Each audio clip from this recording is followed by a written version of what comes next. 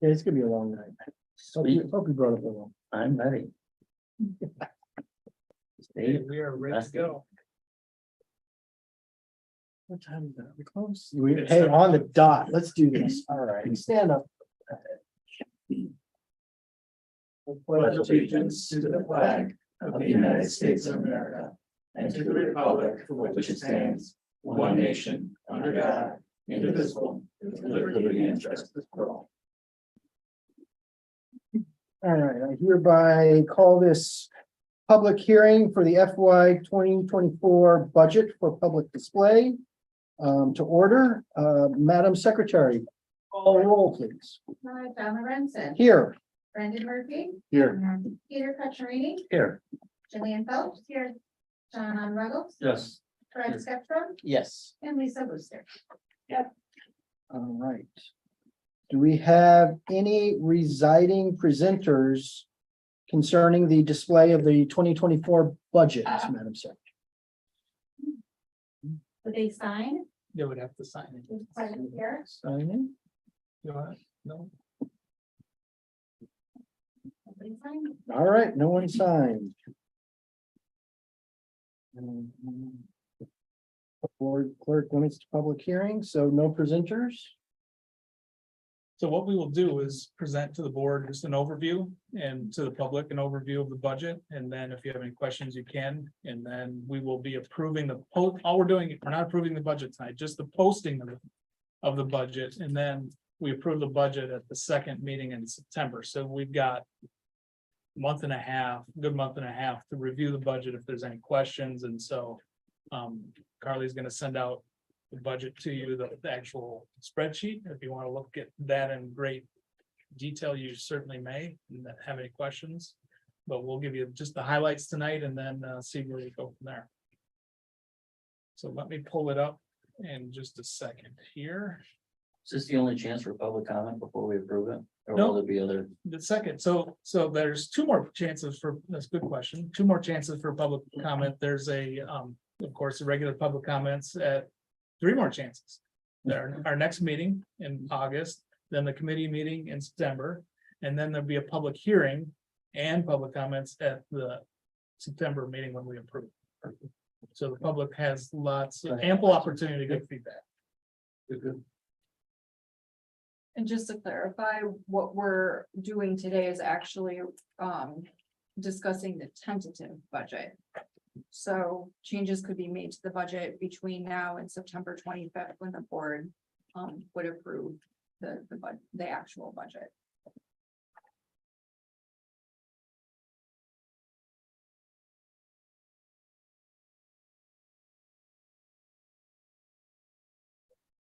Sorry, it's taking me just a second here.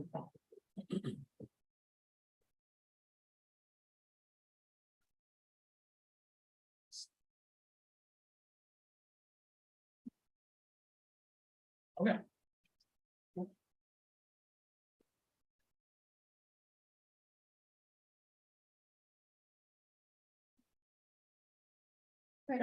So this is just the budget calendar. So every year, a public school district is required to submit a formal budget to ISB and the county.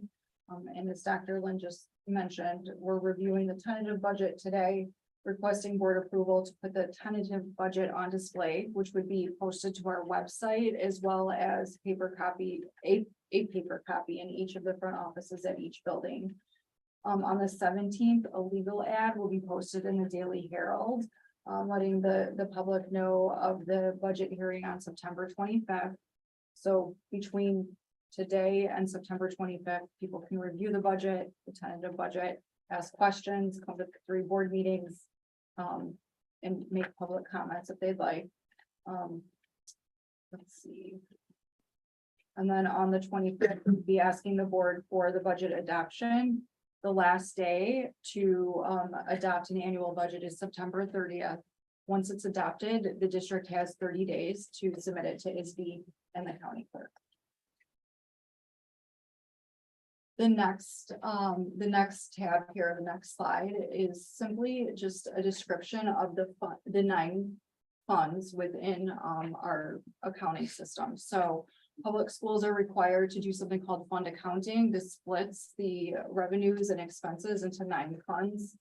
Education, transportation, some of them are very obvious. Working cash, it's like a rainy day fund. When we're working on this budget, though, the state is really looking at 4 funds only to determine if you have an operating budget. So we're gonna cover that in a little bit. This, yep, next slide, please. Overall comments. So even just like you were working on a budget at home, we have known costs. So our known costs are our base salaries and benefits. We know exactly what that will be in a given year. We have recurring technologies and workbooks that we purchase year after year. We know what those costs will be, but then there are unknown costs. So how many substitutes will we have throughout the year? How many staff development requests will come in? New special ed students. And so we could get a new special education student who requires going to an out-of-district school through CEDAL or some other special ed program, and it can cost anywhere between $40,000 and closer to $100,000. So something like that can really take a hit on the budget. So this next slide shows a summary of revenues and expenses. So this is our anticipated revenue and anticipated expenses broken out by fund. You'll see that there are a lot of deficits between or throughout some of these funds. We really want to touch on the education fund and debt services fund. So what's different there is there's an amount in the transfers column. There are 2 reasons for this. One, when a school district is levying for property taxes in the fall, it cannot levy under debt services for certain leases, like our tech leases for iPads. So what we do is, and this is the direction given to us by our auditor, you levy under the education fund and then you transfer that amount to the debt service fund. Also, if you recall from last year, Millburn is a recipient of the property tax relief grant. And with the resolution tied to that grant, the district determined that they would abate from the debt service fund. So we are abating $896,000 from debt services, but in return with that grant, the way it works, they told us how much we had to abate. They would give us, I think it's $717,000 as a grant essentially. That, according to our resolution, is being deposited into the education fund. So sometime here in the first half of the year, we'll have to move the $717,000 plus the additional difference between 896 and 717 from the education fund to debt services to cover the last bond payment for the middle school. So that's why you see a transfer out of $1 million from education to debt services. Transportation is another interesting situation this year. Our bus lease for this year is considerably higher than it was in previous years. And the way the transportation claim works for the state of Illinois is a school district submits their transportation claim for a given fiscal year at the end of the year. And then the claim, the dollars that we get from the state comes in the following fiscal year. So it's a year in arrears. So what's happening is the revenue that we anticipate to get from the state for the 22-23 transportation claim will come during the 23-24 fiscal year. And it is going to be based on a lower cost of the buses. So our buses last year, the depreciation cost less, but we're paying more for the buses in this fiscal year. So the revenue we're getting pertains to the bus cost from last year. So that's the difference between the 1.4 and the 1.5? Yes. Basically, it's 137,000 more this year. No, actually the lease is more than that, but we get additional revenue from other places too, but the reason for, if the transportation claim was truly considering the depreciation and cost of the buses this year, I don't think we would see a deficit in Fund 40.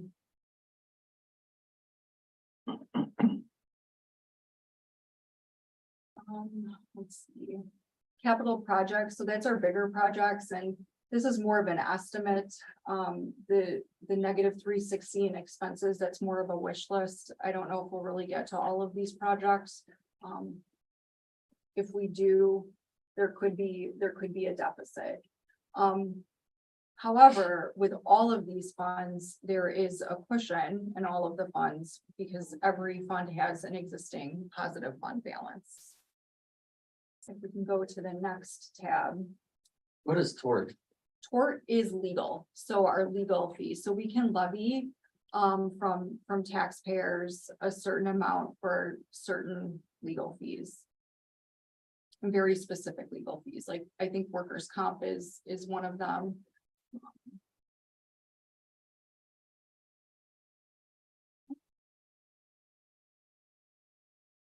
Okay, this is an actual screenshot from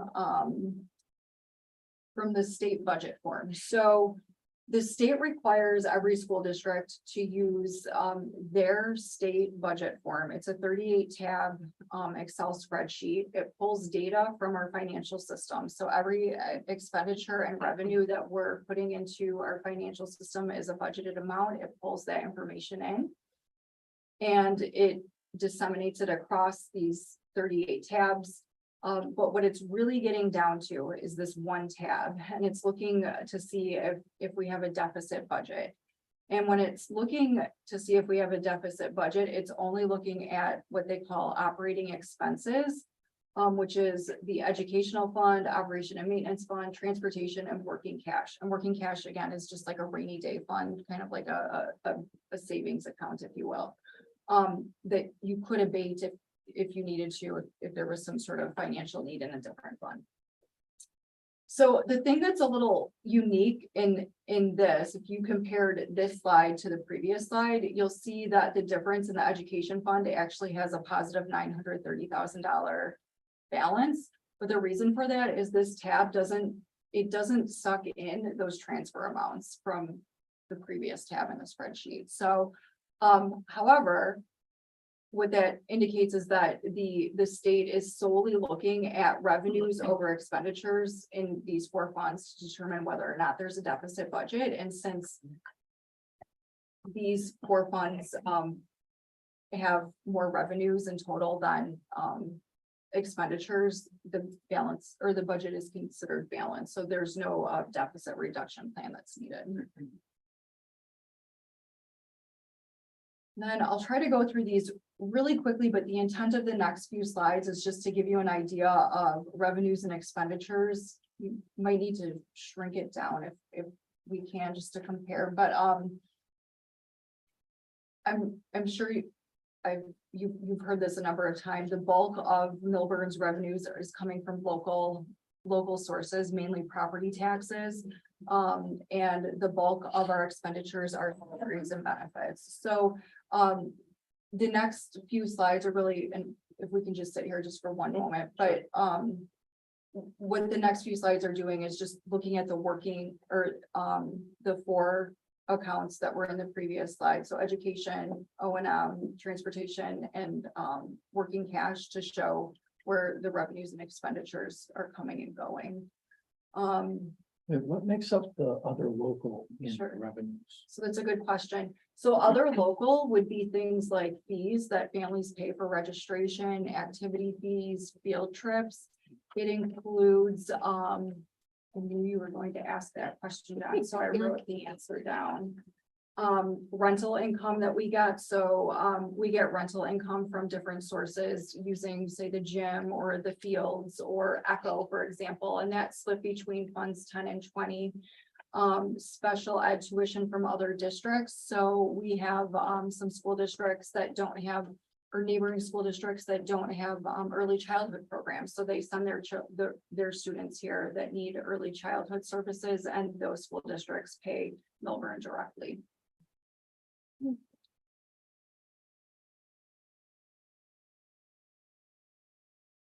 Any questions on revenues and expenditures here?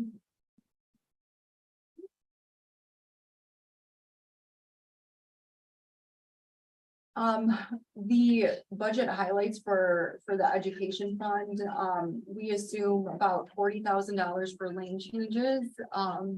So this is for our teaching staff who may, take, college credits throughout the year and they're moving up the salary scale.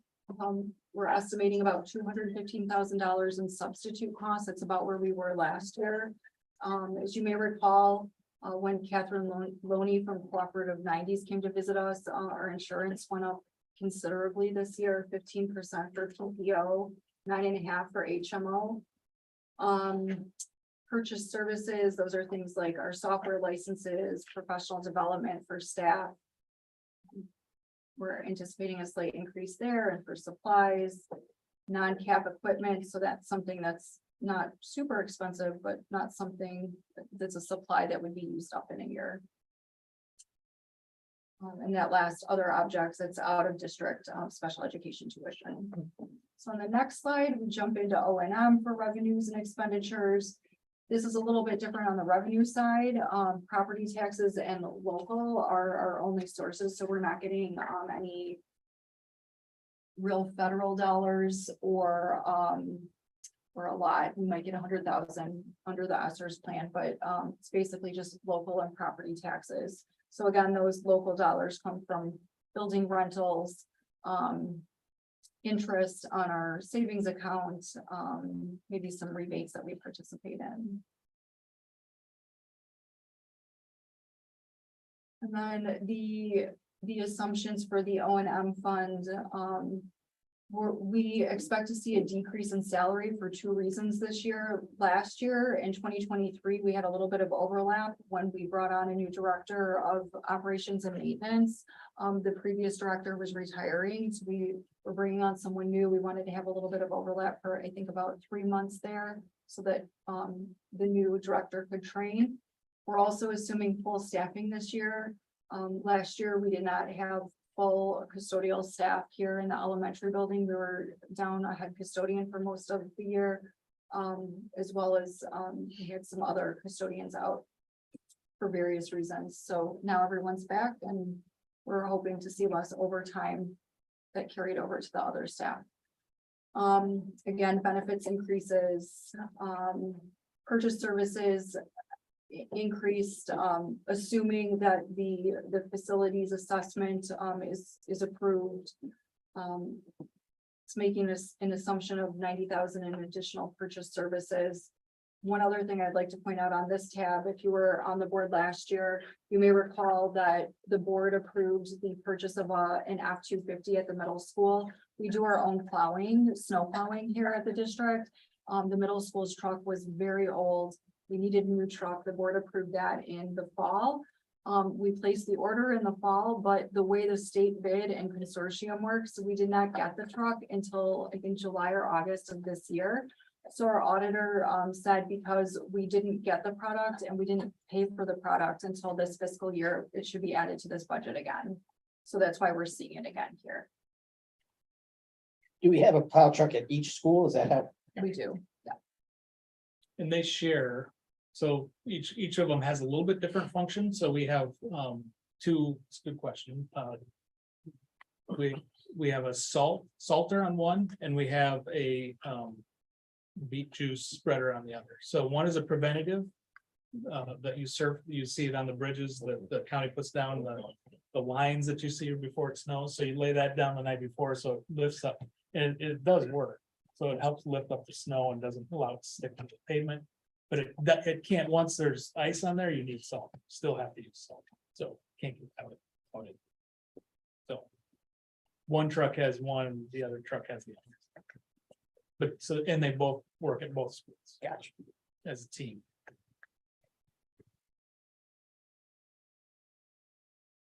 Okay. And on the next slide, transportation revenues and expenditures. So again, the bulk of revenues comes from property taxes and state reimbursement. we may get some other local dollars. So for example, we may share transportation. If we had a homeless student between our district and another district, we would share that transportation cost with the other district.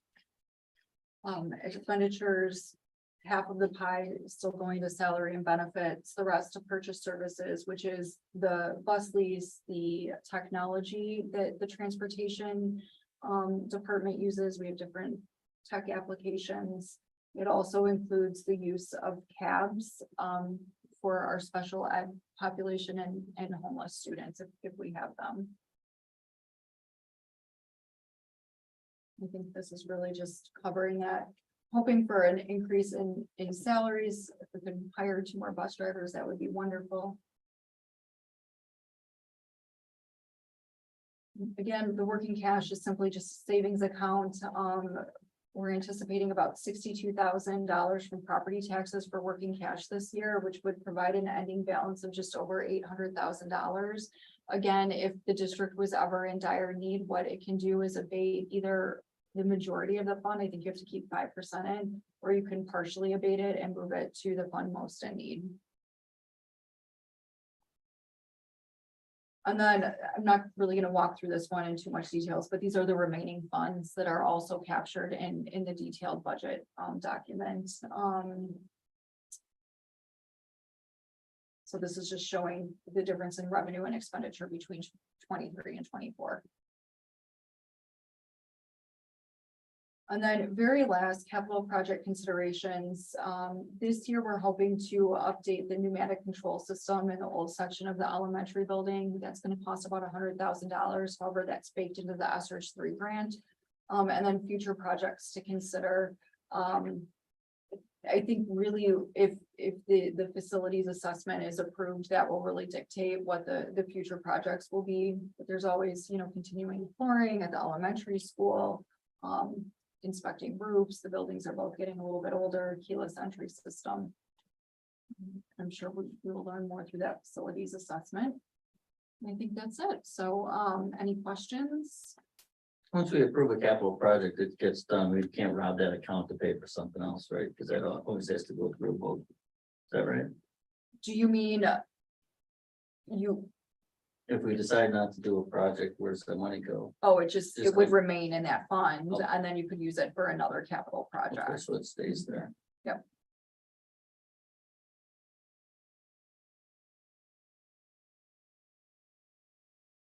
So then the ask now is for the board to approve the posting of the tentative budget. And again, this would be posted tomorrow on our website. And a hard copy would be placed in each of the front offices at each building. I move to approve the posting of the tentative. Oh, Sorry. We have this, we're still in the hearing. Yeah, we're still in the hearing. okay. Johnny. Yes. Can't do it yet. Thank you. We'll get It's through all it. good. All right, can we close the public? We can close it. All right, I move to adjourn the public hearing. all right, we'll take that. I need a second. Second. All right, motion has been made and seconded that we adjourn the public hearing. We're not voting on money. We don't need roll call, right? Yeah. Correct. Correct, all Never right. to adjourn. All in favor? Aye. Any opposed? All right, then I will call to order the special meeting. Do we need to do a roll call again? No. No roll call, no pledge of allegiance. No public comments. Action items, approve the FY 2024 budget for public display. I move to approve the budget for public display. So moved by Mr. Skepstrom, Second. second by Mr. Pederini. Do we need a vote on that one? No. No, all right, all in favor? Aye. Any opposed? All right, personnel reports. And I get a motion to approve the personnel report as presented. I move to approve the personnel report as presented. Motion has been made. Can I get a second? Second. All in favor? Aye. Any opposed? Motion passes. All right. Next is adjournment. Can I get a motion to adjourn the special meeting? So moved. Right, so moved. I need a second. Second. Second from Mr. Murphy. All in favor? Aye. Any opposed? Right. Two down, one to go. All right, I hereby call to order the committee, the August 14th Committee of the Whole meeting for Millburn 24. Let's see. Roll call, we do not need. Pledge of allegiance, we do not need. It does not look like there are any public comments. So we will move to number 5, addition of information discussion items. Anything anyone wants to add to the docket tonight? One thing I just saw in the news, I don't know if we want to discuss it now or possibly future. Waukegan School District is getting in on these hundreds of school districts suing tech companies for their role in like social media, whatever they're doing, what they're doing to children. And I know that we had some losses, possible vandalism in the bathrooms from last year or the year before from that TikTok challenge. I don't know if that's something we want to start discussing now.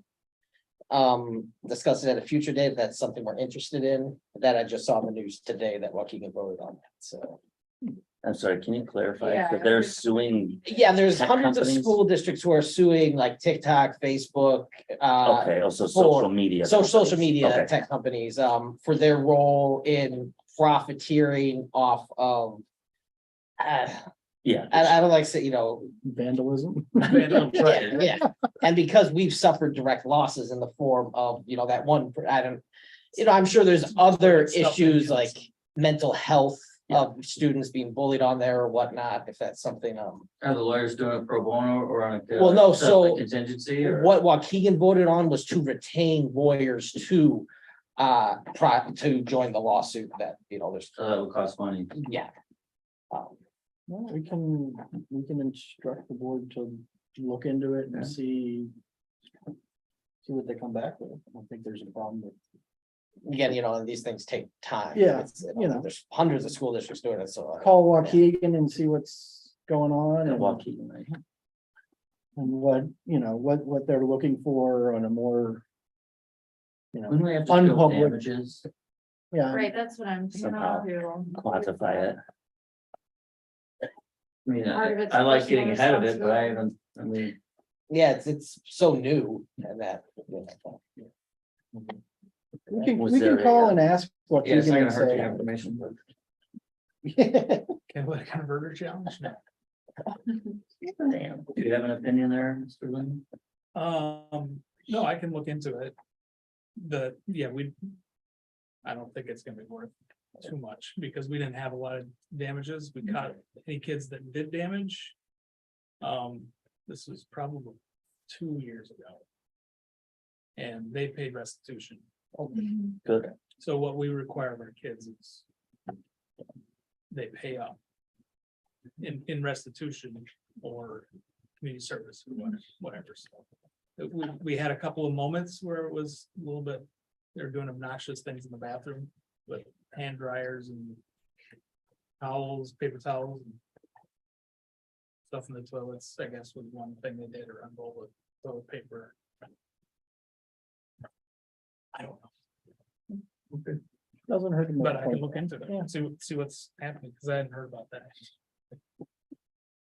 All right. Anything else? No? Okay. All right. We will go next to 6, Wold Facilities Plan. I reached out to Dan, just about, some of, Wold's projects regarding sustainability. And Wold does have, net zero goals for the projects by 2030, which I think is great. It's, I'm a big tree hugger. And, they've worked on several projects already of LEED gold certified buildings, many schools, government buildings. So I really think that they are forward thinking in their design and they're not just looking at old designs and copying blueprints from before. They're thinking about how we need to adapt for the future. So I'm happy with that.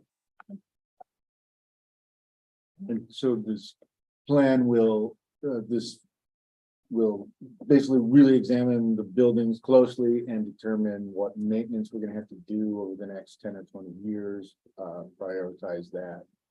And any possible surprises that might come up or things to watch and that kind of stuff, so. And they go into excruciating detail on that, so. Did you happen to press them about maybe putting some of that money towards any projects that they do? Which one? You The can't. 31,000, Yeah, I mean, Um, we asked him that before, he said no. but- I did, Let's ask I again. pressed Yeah, him and he that's right. said, no. So we have too many hours into it, it's not a moneymaker for them, other than they have to recoup some of their costs I get it. in time. Their goal out of it is to get future projects. Right. They're looking at big, $1 million, $2 million projects, and that's where they make money. It's the bread for. We'll get our 31,000 back to that 2 million. Yeah, And one thing that I liked about that $31,000 bid is that it does include some safety. I know safety audit's a different thing that we were talking about, but it also includes a review of our safety protocols, so it's, yeah, more it than does- just, it does wet overlap some. water. Actually thought it was kind of a cheap proposal. You could tell they didn't make any money on it. Yeah, no. No, they'll have a lot of hours in it, Mhm. and, yeah, he said, this is public information, and superintendents in the county will talk. So if we get a deal, we're gonna be really losing money, so. No, he said that's the cost, it's 10 cents, they do it on a square foot basis, which makes a little bit of sense, actually. Make it a little more fair. And we're saving money by doing that and the life safety, which has other safety issues, but the life safety that we have to do, we don't have a choice, would cost us a good portion of that anyway, so. Pairing them together, I think, is wise use of time and money.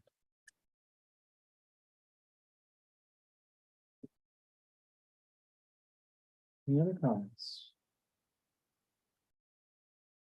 All right, At what point do we vote on spending that money? we would vote on that at the next meeting. That's me. Yep, No votes tonight on that. on that. No, we want to make sure everybody has enough time that. If there's any discussion points when possible, there was no super urgency on this one, so. Good. All right. Next one is the thought exchange presentation. Okay, we're gonna try something different, so Roop. Joining us from Canada, so. We will see if we can get Roop, She's muted and Swear to God, hang on just a second. that's a picture. She's really still.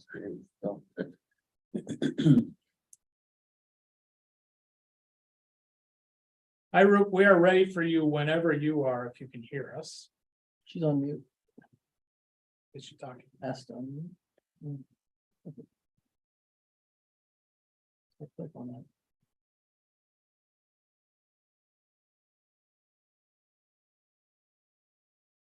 Ask her to unmute. Yeah, hit that. Hit it. Give her a second. No, right? Or we can come back. I don't think she can hear us. I don't think she can talk. Really fell asleep waiting for us. I started kicking on, yeah, blindfolded. It's Canada. I mean, it's a whole different country. Yeah. It's got to cross the border and they take a second.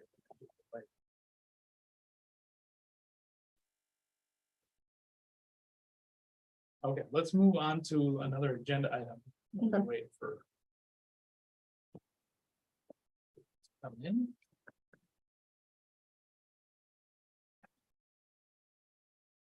Safety audit. So an update on the safety audit. We talked about it a little bit, well, we talked about it, summer. About the possibility of doing it. It would cost $14,000. We have one quote. Still only have one quote. I've tried to contact another company and they have not gotten back to me. Or if it's because they're too busy or they're on business, I'm not sure, but waiting for that. But in the meantime, I talked to Mike Carner last week about what our options might be, and he had recommended somebody else, the one I'm trying to contact, but it's not getting back yet.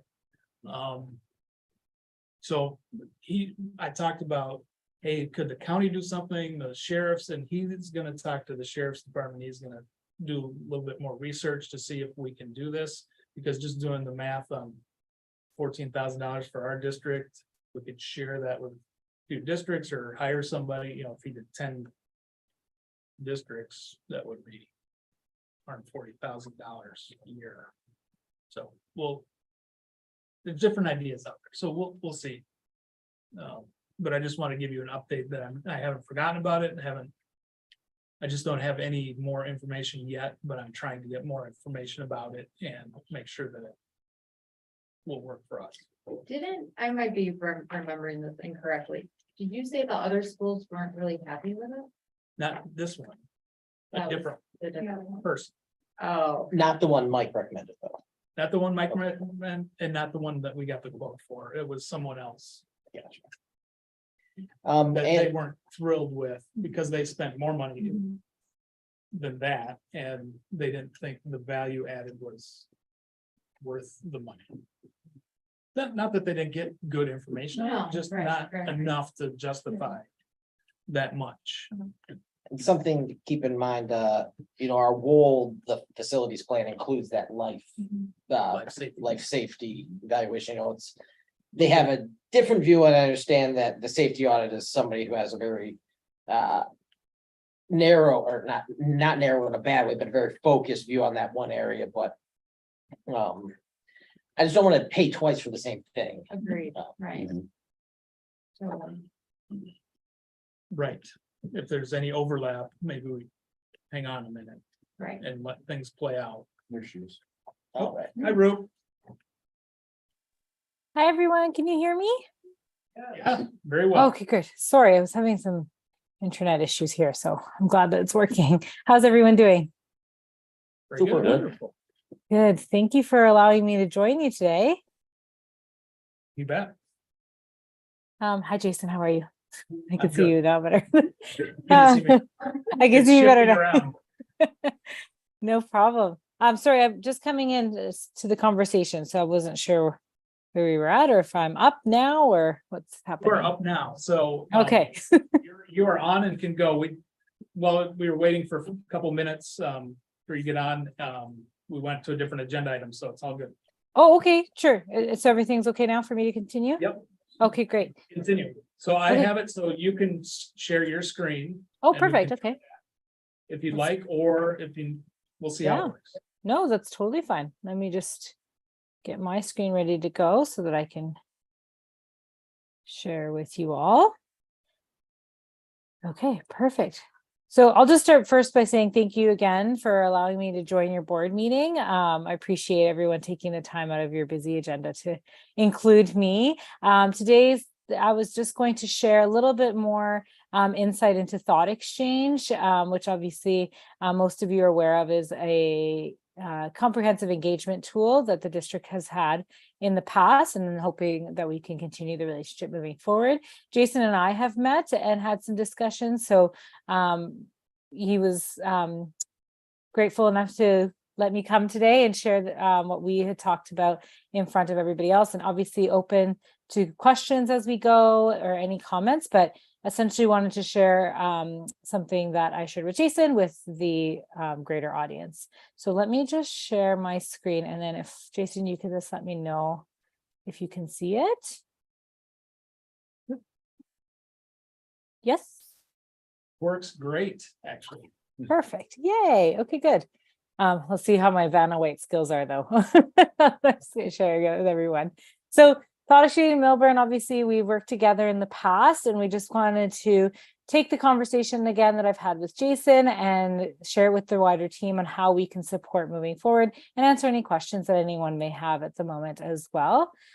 So since the last time we joined with Millburn, we have taken the tool to kind of the next level. We've been able to hear from our partners in surrounding districts around Millburn, as well as other districts that we work with around the United States and Canada, and really hear from our partners what it is that they're looking for. And we really are aiming to be a one-stop shop so that you are able to get all of the information, feedback, insights from constituents, from your stakeholders, and really have a clear, concise way of not only gathering the information, but working with it and going into next actions and best steps. So what does that look like? Currently, you have the exchange model where you can run open and honest conversations with anonymity in place, causing you to have that trust and transparency, and that feedback is actually going to result in action. But now you can have a broadly and deeply engaged platform with not only the exchange, but a qualitative survey, as well as quantitative survey ability on the tool. You can analyze it quickly. We have advanced AI that is protected with privacy. It only pulls from the content that's shared in your exchange, and very quickly, again, takes all that qualitative data and quantifies it very quickly, making it easier for the leaders to move on to next best actions, achieve their goals and initiatives that they want to, whether that's at a building level or a district level, and really take those insights and feedback and move forward so that by the end of the year, you can say, we actually attained our goals and initiatives, and we're able to action a lot of the steps that we had promised. You also have Themer, which obviously quickly themes out exchanges for you, as well as a more in-depth survey analysis. So that's also been added on to Thought Exchange. And again, taking action thoughtfully. We all know school years can derail us from what we originally had planned. Things come up. So we have taken that into consideration. And again, the platform does a lot of the reports already automatically for you. It creates interactive web reports for you. And again, you have a TE advisor that will summarize all of your exchanges for you, show you what's coming up by category, and also give you type of a platform to really quickly ask the advisor what it is that you're looking to get from this quantitative data and quantify it for you quickly.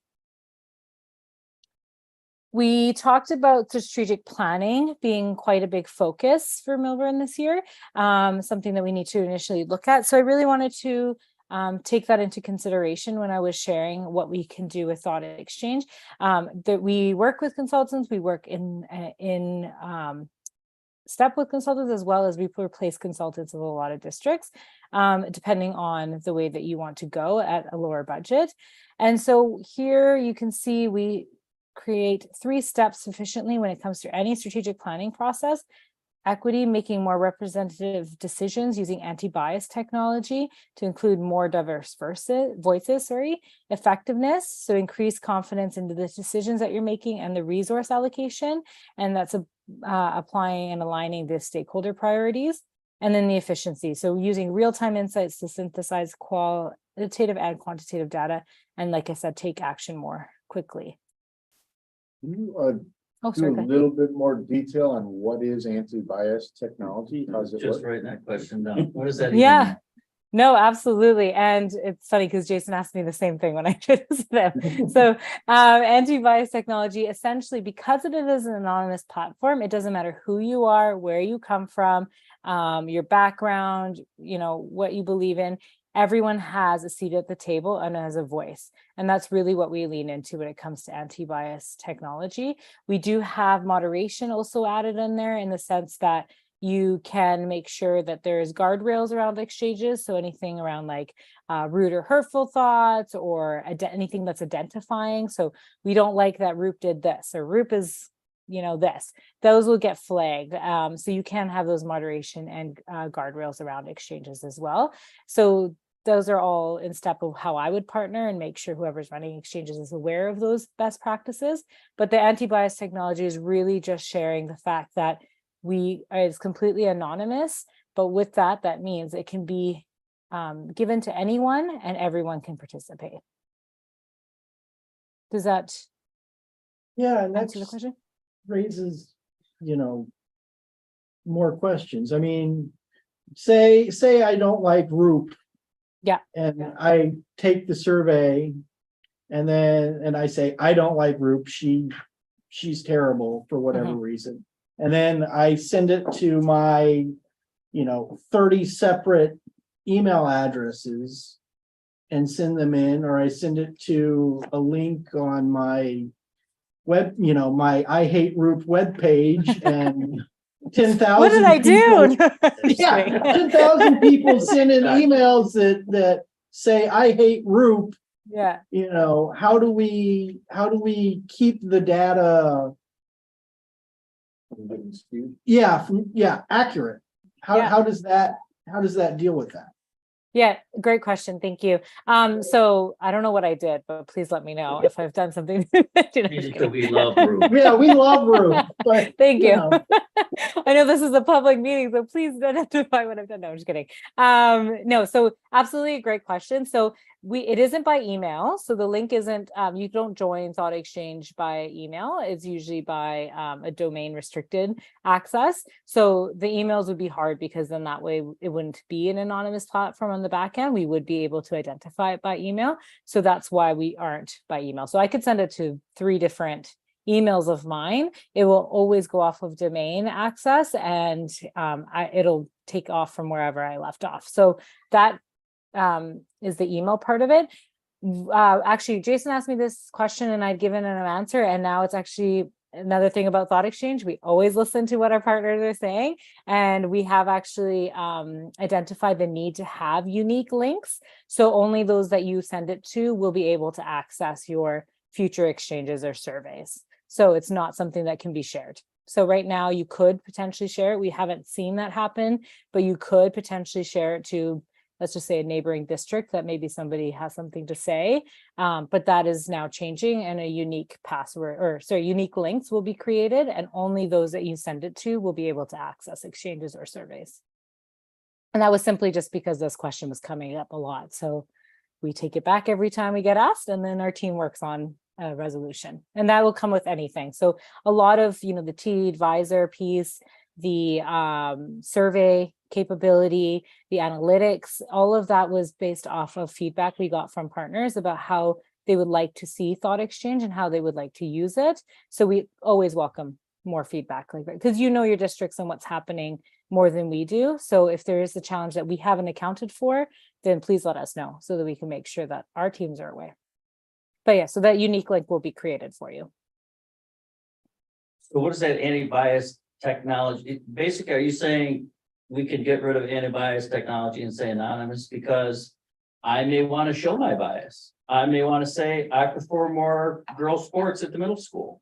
And I don't want to be censored for that. That's my opinion. Follow what I'm saying? Yeah, and you can. That is absolutely possible, even right now. I think what What does anti-bias that do then? What does the anti-bias technology do? The anti-bias technology essentially means that this is a shareable link or QR code that you can now send out to anyone. So it's not going to say, it doesn't have the ability for someone to say, okay, this is going out to the district, but not X amount of people and not this amount of people. So you would be able to send it to who you want to, but if somebody answered XYZ on maybe a survey question, because you can do data specific survey questions, it doesn't block them from entering the exchange. So for example, let's just say worst case scenario, we have a large group of individuals that we want them to get the link because we don't want them to feel discriminated. But if they say X in a survey question, it will block them from giving us any information. That won't happen. It's not, that capability is not within our system. Whoever will get the link will be able to access the full survey or exchange. Does that make sense? Yeah, but again, yes, leaning more heavily on the anonymous piece for sure. I can't remember if I went to effectiveness. Did I get to effectiveness? Okay, sorry. Yeah, feel free to stop me at any time. I don't mind. So more to the effectiveness side. So increasing your confidence in decisions and resource allocation by aligning stakeholder priorities. So obviously, very clearly hearing from your stakeholders to align your resources to their priorities as well as yours. You're all encouraged to participate in every exchange. Any leader that runs an exchange, we say, it's a great opportunity for you to have your voice being heard as well, because no one knows who's saying what. Our CEO does it all the time, runs ideas through thought exchange to be like, hey, am I on the same page with my team or am I not? So it's a good way to kind of gauge that. And you're all part of the district as well.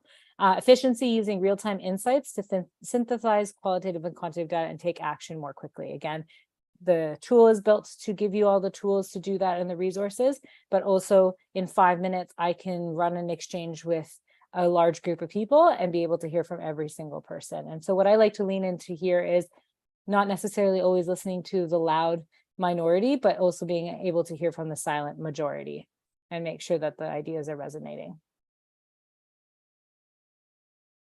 So the bolder texts are some of the things that have come up through my conversations with Jason and past conversations we've had with Millburn District of some areas that we can support with thought exchange. Below those, you'll see some other areas where we've been able to help your surrounding districts. Some areas around strategic alignment, resource allocation, and facilities. So there's a couple examples there to share with you, some that I know would impact this district, but also some that are surrounding your district with other partners of ours. And then what does this all do? Essentially, what we've heard from those districts that we work with, that stakeholder trust is built, transparency is built stronger. There's a fostering a sense of belonging in culture and climate, and their community connection has increased by using thought exchange. So examples of where we can use it, but also what does that result in? Again, leaning into the strategic planning cycle that I know is a big priority here. I just wanted to share this slide with you as well, just to kind of show you how and when you could use thought exchange during that strategic planning process. So just everyone has kind of an idea of how we've done this and a framework that's worked very well. And again, with all of this comes myself and my team. We have specialists in this area that are happy to join in and support. We have area specialists in diversity, belonging, equity, all of that, and as well as strategic planning and strategic alignment. So that all comes with your relationship with us, as well as myself, to go not only set up exchanges, but work through the results as well, and make sure that what we call the life cycle of an exchange is fulfilled, which is, I'm sure we've all participated in surveys or feedback of some type of form, and then we don't know what happened with it. With thought exchange, we really, really focus on that closing the loop to differentiate us from other platforms, because that's where we see engagement increase. That's where we see some real traction in goals and initiatives for districts, is because they see that their feedback or the data that you're getting is resulting in action. And it doesn't mean that you have to answer everything, because we can definitely work that with you, but it gives you the ability to know what are the conversations that are being had, whether you run an exchange or not, and then get in front of it if you need to. And or share great stories. We have a lot of exchanges that are run. What are you looking forward to most at the beginning of the year? And portrait of a grad work, where you hear from graduates and what they've learned and what they'd like to pass down to the younger generations or the younger grade levels. So there's lots of ways to use it to share that information. I won't spend too much time here, but these are some of the leaders that we currently work with that wanted to share their stories and feedback with you and how thought exchanges impacted their work. So I'll leave that up for just a quick second. And so I don't know how fast everyone can read. And maybe I'll take this time to pause and answer any other questions that may be coming up for anyone. I have a question concerning, you had made a statement, that you can determine the difference between a loud minority and a silent majority. How do you do that? Yeah, that's a great question. So that's kind of where that, everyone has a voice comes into play. Everyone shares their thoughts. You don't have to share a thought. If you have nothing to share, you absolutely can skip that step. And then what happens is everything that's in the exchange, everyone will also rate. So it's a rating, a 5-star rating, 1 being low, 5 being high. And so even though no one knows who's saying anything, they can definitely, they go through the thoughts that are shared in the exchange and rate what resonates with them and what doesn't. And so what You we, still need everyone to, I'm sorry to cut you off, you still That's need okay. everyone to participate, right? I mean, if you only get 10% of the community participating, there's no way to determine who's the loud majority or even the silent minority or vice versa. You Yeah, still absolutely. can only go by based on people who are participating. By sharing Uh, thoughts, you mean, right? Right. Yeah. So are you, what do you do? Like if one person is saying the same thing, sharing 15 of the same thoughts? I mean. Mhm. I'm not That's sure how actually you one do of it. that's one of the moderation features actually, is that one person can't just bombard a thought exchange with a similar thought. It's actually flagged and moderated out. So that's a feature setting that you can definitely put on an exchange.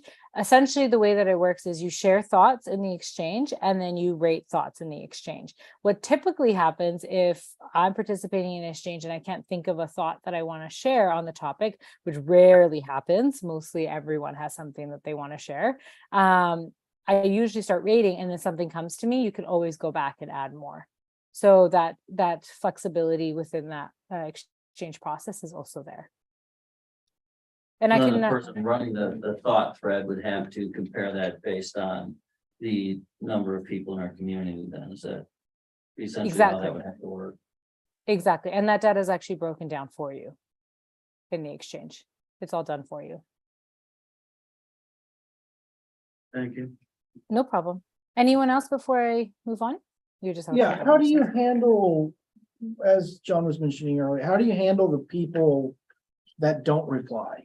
Say we get a 10% response rate. What happens? How do you quantify the 90% that just said, oh, it got Mhm. lost in my emails or whatever, I didn't see it. Yeah. I don't really care about the topic, whatever. I'll wait Yeah. for the next. No, great question. So we, again, that's kind of where I come in as your thought partner. We definitely work at best practices to set up an exchange or a survey for success. We also have tools in there. As a leader, you will get pinged or reminded. This would be a good opportunity to send out a reminder, or get maybe share the QR link QR code before a meeting perhaps, or when we have parent teacher conferences or community events, making sure that that's brought up. Hey, we ran this exchange earlier this week. We really want everyone to be engaged. Please take a moment and participate. So there's a lot of best practices. But what I will say is when you start running thought exchanges, and like I said, you show that closing the loop, whether the first one, obviously we'll do our best to make sure it's engaged. And I'll tell you that for the most part, a lot of people like to have their voice being heard. So we've never really heard of something like really low engagement with the best practices in place, obviously. But what happens is when you close that loop that I was referring to earlier and showcase, this is what we heard, this is what's coming back, those that didn't participate, that say, wait, that doesn't resonate with me, that's not how I feel, they'll be more inclined to share their voice at another exchange because they'll see that you are actually reading what's happening. And this is the data we're going off of. We ran this exchange, we're running it to our district, and whether it's staff or parents or students, we want to hear your voice. And I know Jason's done this really well in the past, where he's indicated the reason to run an exchange and what they were hoping to do with that information. And so when you share that, that encourages people to get involved. At the very end, when you share back the results, this is what we hear, this is what we're going off of, you're not only showing them that you're looking and paying attention, but that this is my platform to share my ideas and or rate those ideas of the others that are being involved. So that's where we usually see a lot more. Maybe the first one will be lighter, but we see a lot more progress happening throughout exchanges. That's why that closing the loop is so important for us. What do you consider, I know this is subjective, but what do you at Thought Exchange consider to be a good percentage rate for response? Are you like, oh, if it's less than 80%, it's not so good. If we got to 50%, it's really good. I mean, where are you at? What do you think is? a good There's a personal and then there's a thought exchange answer. Personally, I think any engagement is good engagement. I think any voice being heard is good, whether it's positive, negative, or mixed bag. I think these conversations are happening anyway. So why not hear it and see what's happening within your districts or your staff or your students, and be able to be in a position where you can say that we're listening and we're learning and we're hoping to either do better or keep doing what we're doing well. So that's my personal, and I think most of Thought Exchange's answer. Data wise, and I'm restricting every urge in me to go into Thought Exchange to show you. But data wise, you actually get a breakdown of percentage. And we say usually over 20 is good, considering but what that takes in is how many thoughts were shared and how many ratings were done. So again, that breakdown happens for you. But anything over 20 within that breakdown is actually quite good engagement. I mean, we would want to know that based on, is it worth the money to get 20% of our. Yeah. of our constituents' opinion? Yeah. But that That- 20% is That's based the off tricky of, thing, right? yeah, the 20% is based off of thoughts shared and ratings. But you'll see engagement level over 20 is what we would say is good. And how do you know if it's two people from the same household? It's again, domain restricted. Okay, so So again, I'm What not does the that IT, mean? I'm not the IT person, but essentially your, what's it called? Oh my God, I'm gonna say router, but that might be wrong. Am I? IP But- address. Thank you, whoever said that. The IP address of the Wi-Fi that you're on essentially is what the domain will go off of. now, do you have the data, even though it's anonymous in the exchange? Does your company have the data? No. So you wouldn't be able to know that it was two people. with No, the I'm same sure, last I name? mean, like, I'm sure if we really, really needed to in the IT, but we are also bound by the Privacy and Confidentiality Act that we asked our partners to sign. Yeah. So we are also bound by that. I agree. So they should. do that. I agree. I'm sorry, I didn't hear that. Happens So, many times. in my house. That some people from the same house might have different opinions. oh, yeah, absolutely. Yeah, So, yeah. And so I think if it's a phone versus a computer, I think can change it as well. But I'd have to double check, and I can definitely get back to you on that, on how that's, and send it to Jason if that's easiest. I'll just continue again, stop me at any time. Just wanted to show you a quick slide of the different platforms that we were talking about, the different resources that are available through you. So comprehensive engagement, like I said, made easier. So you already have a library of templates on high use case areas that we've been helping with Thought Exchange from the K-12 education sector. So you'll see anything from strategic planning to budget planning, all the way to change management, problem solving, curriculum, and instruction. So there's templates within Thought Exchange that you can pull from. Again, we're trying to make it as easy and effective for you as possible to make sure you're getting what you need efficiently. The supercharged surveys, like we like to say, collective intelligence, exchanges are great, but you also have the opportunity to run classic surveys all in one platform. So again, sometimes we might just need to run a closed-ended survey, and you can absolutely do that now with Thought Exchange. And you can get everything from satisfaction score, which you'll see a kind of a snippet of here. And what this is great about is you can track this over time. Are we moving the needle in the right direction? Are we staying stagnant? Are we going backwards? So this is a good way to measure that over time as well. So, and then you have Likert scale drop-down functionality, branching, like we call it. So if you're a parent, you answer the next following questions versus if you picked your staff, etc. That branching ability is also available to you through the surveys. Analytics for agility. So again, we know that your time is precious. We know that capacity can become an issue at sometimes throughout the school year. So we want to make this as quick and painless as possible. So all of this analytics is all done for you automatically within your Thought Exchange tool. All of the reports are automatically created for you. You can quickly come here and see by, for example, this is a heat map. The darker it is, the more important it is for this particular group. So all of that is ready to go within all of your exchanges, including slide deck presentations, word clouds, all of that is created for you. And lastly, our newest update, which is RT Advisor. Again, this is in beta form, meaning that we're always looking to hear back what's working, what's not working, and we can absolutely adjust accordingly from our partners. But what we wanted to do again is get those deeper insights quickly and efficiently. And again, take all of this wealth of knowledge and insight and feedback that you're getting through your exchanges and quantify for you quickly. So you'll see here is a snippet again showing you a more in-depth summary of what's happening in your exchange. You get summaries of your highest and lowest rated thoughts, categories by relevance of what's happening. And then you can also use Ask the Advisor, which is, for example, you like a chat GPT, if I'm sure you're all aware of, which you can type in, this is what I want, like this exchange is massive. There was a lot of engagement.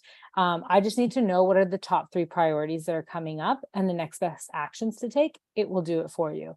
It will call all of the data. Obviously, keep the human eye on anything, but just letting you know what capabilities you do have to get exactly what you need very quickly. And this is my last slide. Essentially, how does Thought Exchange work?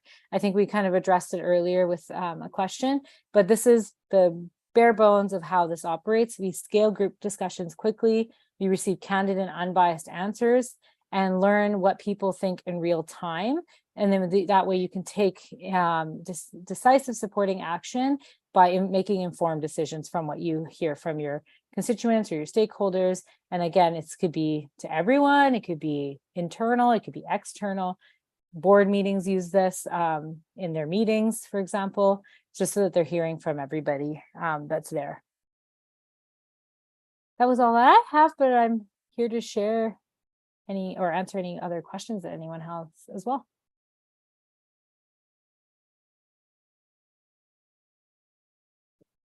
Thank you. Oh, sorry. I was like, I see lips moving, but I can't hear anything. I said, I think we're good. Thank you. Okay, thank Very you. much.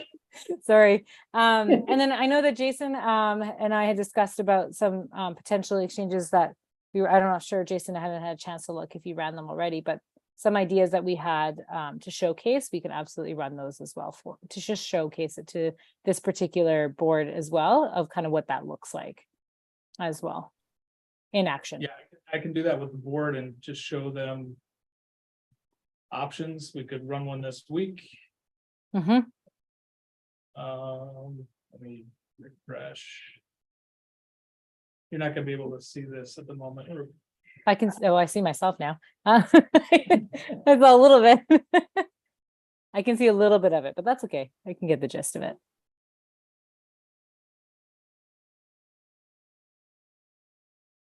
So that top banner there is the breakdown I was sharing, where it shows you your engagement. So it shows you exchanges ran, thoughts shared, and each individual exchange will have that as well. And so beside that, Jason, if you are showing the board, if you go into any of your exchanges, there's a little information toggle, and it'll explain how those ratios are created. Right. But I can also, if I have the time, and I don't want to derail your meeting, so please tell me if I don't, but I could show you quickly. This will be just a demo room for us, so it's not sharing anyone's information. And then let me just get my Zoom. Am I able to share, Jason? Should be able to. Okay. Can Yep. you see an exchange room here? Yep. Okay, great. So just wanted to show you here, this is the ratings ratio. So this one would be considered low, but this is a demo. That's probably why. But the rating ratio measures engagement in the exchange topic. So exchanges with more than 30 thoughts, a rating ratio of 15 or higher shows strong engagement. So it breaks down what that means. So when we were asking, what percentage you want to say, 30 thoughts or more is considered great, and a ratio of 15 or higher when it comes to ratings. And this is the 15 that you want to see down here. And then differences is where if there is any polarization happening on the topic, it'll showcase that for you. And it'll also show you where the common ground is on that category. So you know where it's a good place to start the conversation to move past that point of contention as well. And then this is the last thing I'll show you, and I'll let you get back to your agenda. This is that TE advisor piece that I was speaking to. So I just kind of wanted to show you it in action. So again, you'll get the summary of your exchange here, a little bit more in depth than you would on our results page. You'll get categories, which is loading. It pulls out categories of relevance, but it also shows you a summary of each category. And what differentiates us from other AI platforms, if you hit show thoughts, it'll actually show you what the AI used to come up with that summary. So you have an idea of how the AI is working and operating. And at the very bottom, again, making it as easy as possible for you, it gives you talking points to extend this conversation a little bit further, or maybe run a future exchange to find that next level deeper. So you do have that ability there. But this is the Ask the Advisor piece. So I just typed in what are the top 4 key priorities that are coming up in this exchange, break each into a paragraph and add an introduction, and it does that for me. So again, I have all this qualitative data, but I'm quantifying it fairly quickly.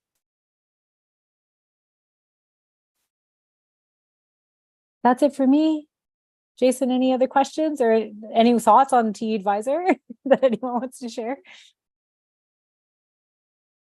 No. Okay. As long as I'm walking away with we love Roop versus we hate Roop, I feel like I'm winning. Then I'm winning. Awesome. Thank you, Jason, for allowing me to join the meeting. Thank you, everyone. Yeah. And if anyone has any further questions, please let Jason know, and I'm happy to chat a bit further. Okay. Take care, everyone. Thanks. Bye. So I was looking today, we still have this availability. So if you wanted to see how it works, I think that would answer a lot of your questions and concerns that you have about it, to actually do it yourself. There's nothing in there. You can always go back and look at every thought that has been shared, and you can't tell who shared it, because that would be ruin the whole thing. Right. But every thought that's shared is in the system, and it shows you, it can show you how it moderates it. So which ones it would kick out and which ones it doesn't. I think there's been one, I can go back and look, but of all the thoughts of 30,000 or whatever we've had, 1 or 2 have been kicked out, and it's because a specific name was mentioned about a specific employee that was negative. And it wasn't me. I left mine in.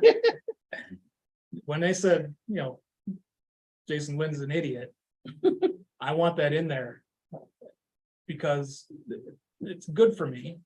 And here's why, because that thought is either good. If it's rated high, I'd be a little concerned, but if it wasn't and it's rated low, you say, hey, you might think I'm an idiot, but maybe Brendan doesn't, and vice versa. That's the value of it, to show people, hey, there's other people with different opinions out there. That's what I love about it. It gets it all out in the open and it does it anonymously, so you get what I think is a pretty good picture. That's my opinion, and that's what I see. So I think if you saw it and you saw how it worked in live action, that might help. The only concerning thing to me is how much are we gonna pay for 20% sample? Yeah. And I always feel like, It's a lot. and if the company themselves is touting, hey, 20% is pretty good, I'm thinking, my God, 20% is horrible. But it's hard to get the community engaged at a very high level. I would think you'd at least want to get, half of your community. So here's my thought, here's my response to that. How else would you do it? I agree with you, and that's why I said I agree with both of what she said. I hate the 20%, but any feedback is good feedback. And like you said, even if someone wrote Dr. Lynn's an idiot, you want to hear that. That's why I don't want anything kicked out. But that, again, it's the cost benefit. I think whenever we're analyzing any of the data, I think we need to put in, to keep it in context, what percentage of the community actually responded. Because if there's 30,000 response responses and it's from 5% of the community, to me, that means nothing.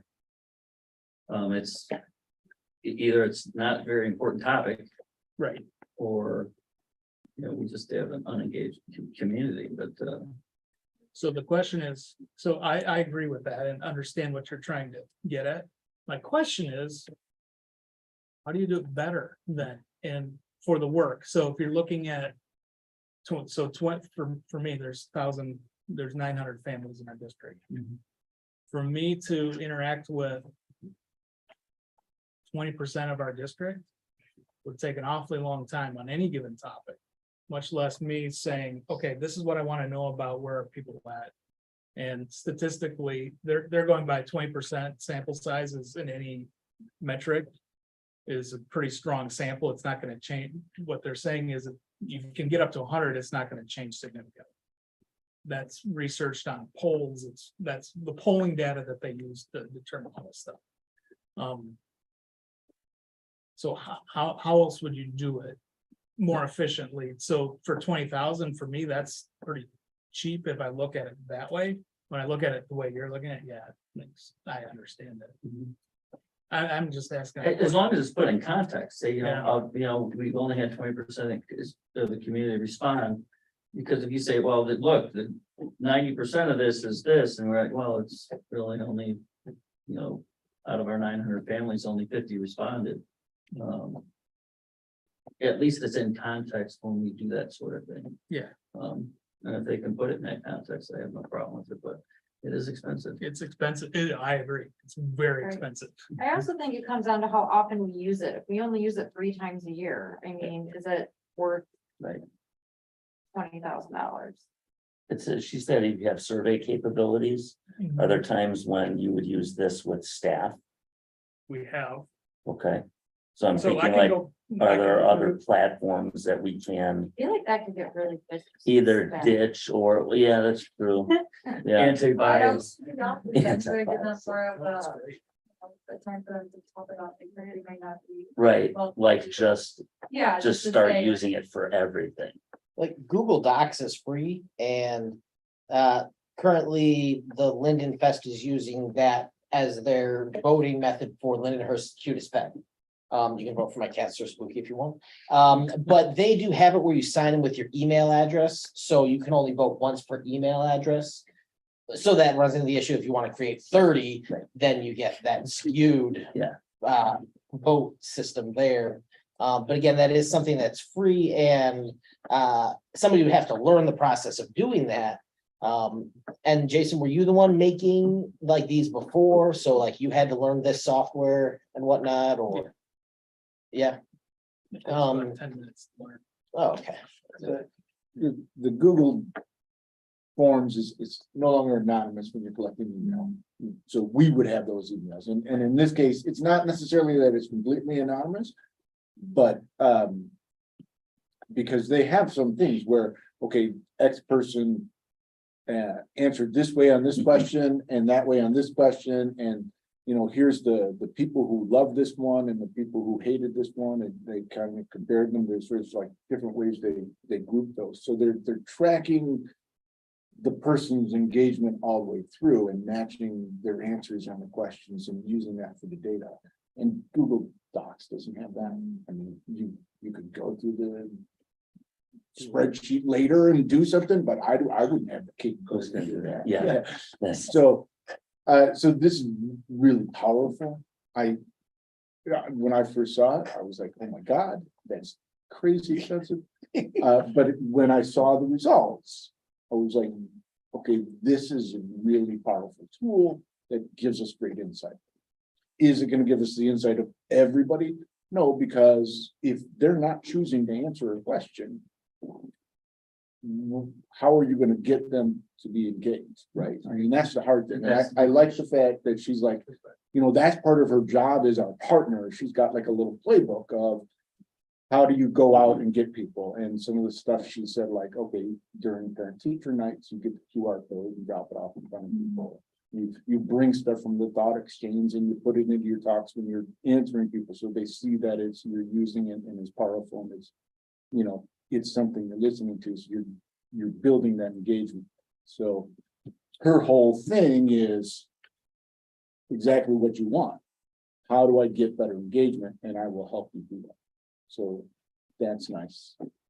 So I can go kind of through a history and show you a couple of the results, just to get a feel for what we did use it for. So this is what we started with, was for the strategic planning first year. This is 1920 school year. So we got, first time we did it, we got 117 participants. That was pretty low. Pretty disappointed, yeah. But it was something. And I think people didn't know what it was at first and how to use it. But the top thoughts were low class sizes. Right? So the AI would take all the class size and put it into all these thoughts. So there are 4 different thoughts here that we kind of combine and use the key terms: class size, put it into this group of class sizes are important. So we kind of group them. Now, the AI is not, maybe it's better now, it wasn't great back then. So I would have to go regroup things that made more sense. But it helps, at least it sorts of a little bit. And I didn't like to use that piece of it. I just used the straight up thoughts for some of our priorities. But this was the first step. That was the big bucket, is to say, okay, what are some of the ideas out there? Class sizes is still important to parents. So maybe class size isn't the most important thing in our school, but at least we know the parents, class size is still very important. Maybe the teachers, class size is still very important. If we're not gonna focus on class size, maybe we have to at least address that issue and say why we're. So I knew what the kind of the rumblings and the talkings were going on in the community. Staff morale, positive. This is just another way to look. Class sizes, belonging, learning, curriculum, all the stuff you would expect parents to be concerned about. What about something like a real hot topic, like when masks were around? Were we even close to 50%? Awesome. I'll look at that one. I filled that one. Well, that's what I'm wondering. I mean, if that's not gonna get people engaged, if we can only get like 40% with that, I mean. Where do I- Okay, let's go to masks. So you'll see the participation. You have 117, then we got, again, we did it, another 182. Then COVID hit, and our first one during COVID was 449 participants. Those participants or comments?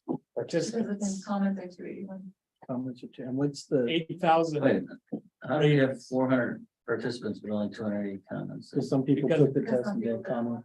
Some people didn't make comments, they just went in and rated others. So the participants, you don't have to, remember, she said you don't have to make a comment. Right, You can just go in and skip that and rate other people's comments I got you, okay. if you want. So let's look at the That's results. a pretty high participation. Oh, that was a hot topic. That's something to be, I agree. So it really depends on the topic for your engagement. So this wasn't about masks. Masks was even higher participation than this one. But, and now I'm getting a little PTSD going. But what are your thoughts, questions, and concerns regarding an extended school closure and the impact on our community due to COVID-19 for students? So this was our first shot. You remember when no one knew what was happening, being shut down and looking at extended closure, we're going, okay, what are some of the issues we need to address with our families and our kids? So we got that health and safety was important to people. Health, and now I can look at, okay, so health was what the AI categorized it. Now I look at the specific thoughts and say, more virtual learning, With more TV time, yeah, that's yeah, not really a line. donate foods and services to people, so they don't really cluster very well. The AI doesn't cluster them in what would make sense to me in reality. So I would have had to go back and put them all together if I really wanted to do this, but I didn't show this results. I used different. I just showed I just read through every one of them because I needed to know what people were thinking. Yeah, kind of on the line of So these are comments that individuals made. These aren't the questions that you posted for people to Nope, answer. I have. I remember on one of them, when it was about reopening, somebody was talking about the nutritional value of the food served. And like that's non sequitur, it doesn't really have to, and so keeping things like that kind of, sequestered or. Not. Because then somebody could put in, they prefer the Cubs to the White Sox or whatever. Sort of. There's times like that, and those usually get rated out. Pretty low. It's true, they wouldn't get too many. Yeah, people would just, Exactly. they don't care about that. They want to, if something's important, our families especially, I believe our families are. Honest, open and communicate well. We have disagreements, obviously, but. On how to handle things, but the cause and concern about the children and then you can look at, okay, so. I looked at all these ratings, so here's our statistics. This was a 27, remember she said 20 is really good. That was pretty high. High ratings, high thoughts, high participation. Then you can look at differences. So you can look at different groups of people that disagree. But then you can these are their differences, one rated it high, one rated that particular comment low, so it goes like this. Then this is where the conflict is in the community, which was real obvious at that time. But then you can say, okay, this is where we can come together for common ground and start conversations.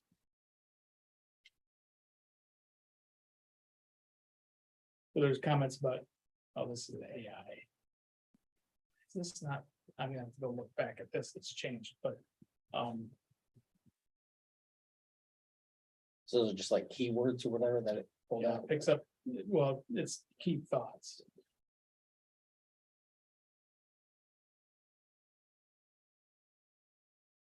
It was, I remember, that was one thing that really impressed me. If two people disagreed on one thing, but then you can come back and say, but then the people who disagreed on this, agreed on this. Yeah. And so you're starting to find common ground That's and actually where you nice. can. Right, because you have to have it, in order, whether we agree with things or not, we're all here in the room, so we're all gonna have different ideas of how to solve the problems, but here we are working together. So that's where we could look at some themes and some of the comments to say, yeah, they didn't want masks, they wanted masks, but guess what? They all want low class size, something like that. Or those people all want, more support for their kids, or to make sure that everybody's healthy, things like that. Now, you said that, I think I remembered in an email that we have to spend a certain amount of money on parent engagement. And this do. might cover some of that, like, what is that number we need to hit? And what are some other It's ways? not much, it's $1,000 maybe. Well, that's, yeah, okay, so we can't like have rent a movie theater for the parents' movie night out or whatever. No, but you could, you have a choice to spend it, so I did write this into the Title I grant. For parent engagement, to cover that piece. But we don't have to spend $20,000. To hit that, yeah, it's not like a 50,000. Yeah, I want to be transparent though. If we don't, if I don't have to write it in, we have grant money if it gets approved, which it did last year, will cover that. But if we don't spend it on this, we find someplace else to spend it on. Now, so the 20 grand is good for a year. Do they have any other pricing structures like $1,000 per survey or $2,000 per survey we run? So if we get into that issue where we're only running 3, we're not paying the same amount as somebody who's running 20. Yeah, that I've been asking them that 5, 6, 7 years when I first saw it. Okay. Nope. So the cost of this retail for the big package is 28,000. She said she can drop it down to 20,000 because of our size and the customers. Maybe could get it for a little bit less than that, but probably not too much. So we'll make do with what we have. The board says, no, I'm totally fine. I just want to make sure that you have all the information that you need. To use it, I think it's a value I think it's a valuable tool. Again, I will continue to say it's a valuable tool. I don't know that it's $18,000 valuable, but it's very valuable. And I do like it. How many times did we use it last year? Only 3 times last, 4, actually 4 or 5, but only 3, I think, with the public. I mean, last year it was low. Yeah. The year before, during COVID, it was very. Like, I don't remember getting a link to any thought exchanges last year. I do. I thought we got. It was early on. There were a few. Here's. There's one on. That you can use. So if we go to, let's go to Yeah, this is create, from August, yeah, when, let's go create one, a new one. Like today, we want to find out what we want next week. Here's one that I think. Might be good. For parents, what excites you, makes you nervous about the school year? How can we work together to increase participation? What's on the top of your mind for the school year? Those I would run tomorrow. We could look at the results next time. I like the Frequent. program. I just want to make sure we use it. Like, if we come back next year and we only use it 3 times again, I'm probably gonna be like, you know. What kind of For it. participation you think we'll get on that question? He just said I don't- 50,000. 100 No, Yeah, not much. calendar and start times. I've used it for staff for calendar. Use it for parents for calendars as well. You want to get their feedback on. Different calendar options. Unfortunately, you're like customer service. The only calls you get are bad. Someone calls you up and say, hey, you're doing a bang up job, man. Normally it's when there's an issue. Yeah. Can you employ this for like PLCs, like what I'm trying to think of other ways you can utilize this for any We've surveys, done it. PLCs, all that stuff? We've done it at Done all times. that. I haven't used it to Lisa's point. Right. I feel bad about last year. I didn't use it enough. Not like I should have. fair question. What would you consider a cost-effective amount of usage? See, I would think like at least 10, but then at the same time, you don't want to flood people with stuff because then they'll just delete it. Tune it out, yeah. you think of But it whenever. could be So it's 3 or 4 touchy, with but- parents. It could be 4 Right. teacher. Would that be? I mean, if you're using it in other spaces too, that's helpful and it doesn't always have to be community, but. And some of the things coming up, probably. We want a good tool for this, strategic planning. Yeah. Talk about Possible referendums. Yeah. Get We're, people's we're gonna input want, on that. we're gonna want something to, You have to get something so that people are saying, I felt heard, whether it's 20% or 50%. If people can say, I know I had the opportunity to say something, whether I took it or not. and it gives us, hey, we sent out a thought exchange yesterday. Fill it out. Tell us what you think. Tell us how bad we suck, but sure. Tell us something. Tell us because something. You're not showing up for a meeting. Exactly. I tell everyone come to meetings. Yeah. So, what do we got? 50 people watch us on the YouTube? Sure.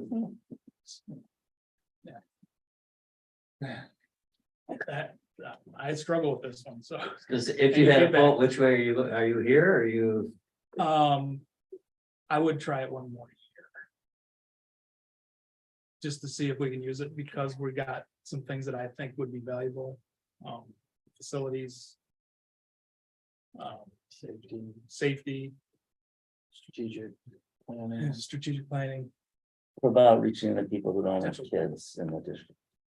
Right, all the residents who, I do I try. mean, we have that list, right, or whatever, they just sign up and put their emails in it and say, I want to hear what's going on. Yeah. That's probably the only way you can do that, You're not gonna answer a question about that size, though. right? It'd be a tax Okay. question, maybe. Well, yeah, Bonds and levies. right, yeah. There's bond and levy. How's my questions. money being spent? I think there'd be people who would For sure. be interested in that. Yeah, And I would wonder, maybe that's a question you can have for follow-up. What do you have to reach people who are not? Yeah. Normally involved in school, non-parents, business owners or whatever. The other taxpayers who don't actually have a Mhm. direct connection. can we use this for education as well? Like, by the way, before you think that all your property tax money is going to Millburn, it isn't. Please read your taxes, that sort of stuff, or that we could just do with an email blast. Yeah, that would pushing out Yeah. maybe, but you could have a question about it, what, I don't know. Nobody wants to pay taxes. How do you feel when you Everyone pay your wants to benefit from taxes? I know, but everybody says, how come my taxes are 18,000? I'm like, well, I can explain 1,000 of it. The other 17 go ask somebody I else. live in Illinois. That's like, So, yeah. So we have about a $200,000 deficit. Is paying for this accounted in that 200,000? Based Yes, on what we it's spent in, last year? it's in the title grant, so it's already budget if we move forward, if not, it's fine. Have we ever had anything? Or do we know of anything that has a comparable response rates? Have you ever used anything or not? Have other school districts said, hey, we use this and it's great, we get more? I heard a survey monkey. Yeah, it's the same. It's the same.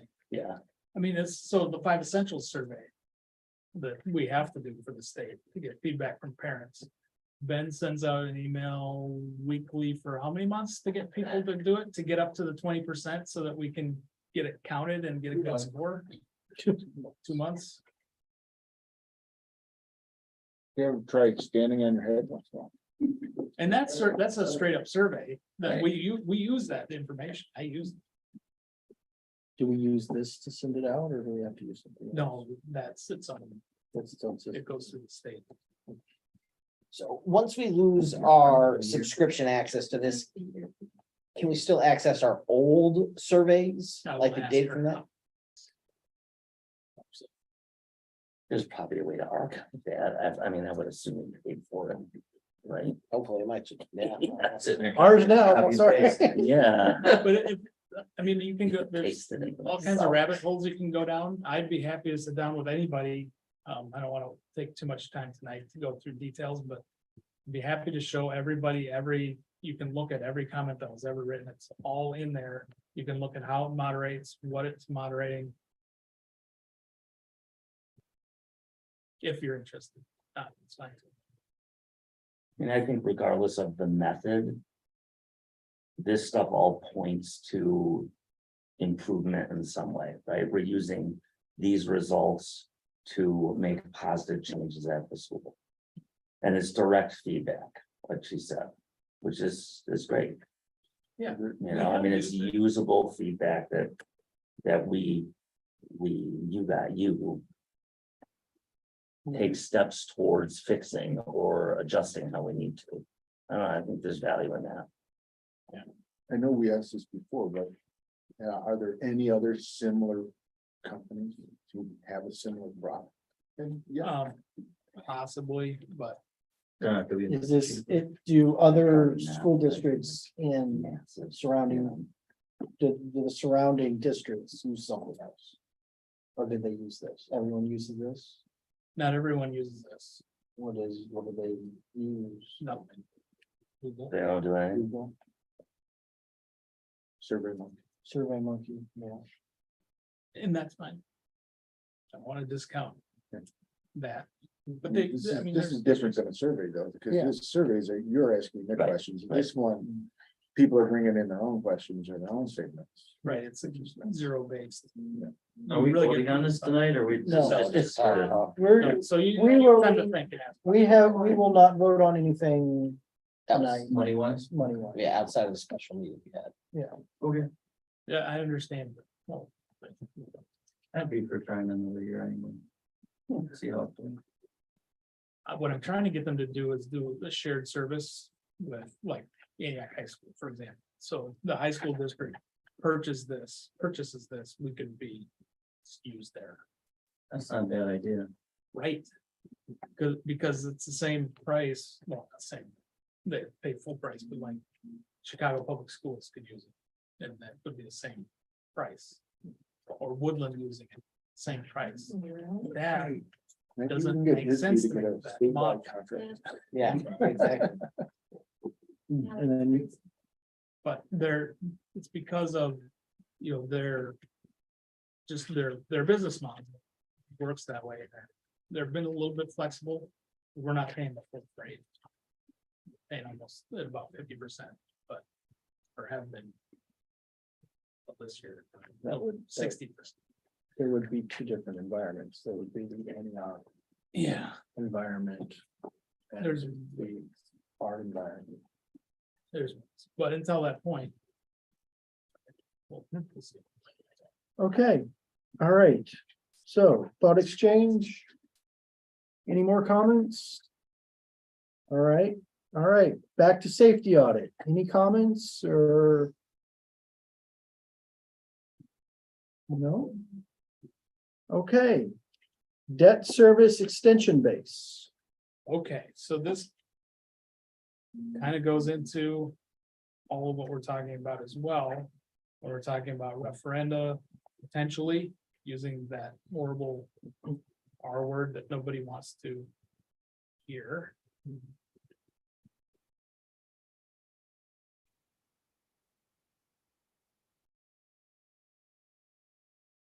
I've been learning about what's called a debt service extension base, and many districts have this because back in, oops, I didn't mean to add a slide. Play the slide.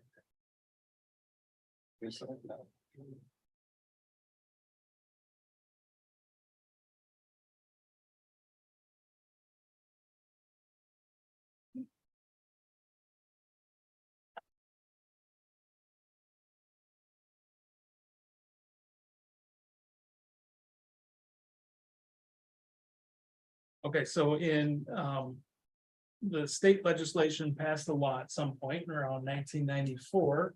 It said whatever you have out in debt, the districts can have that as their base moving forward.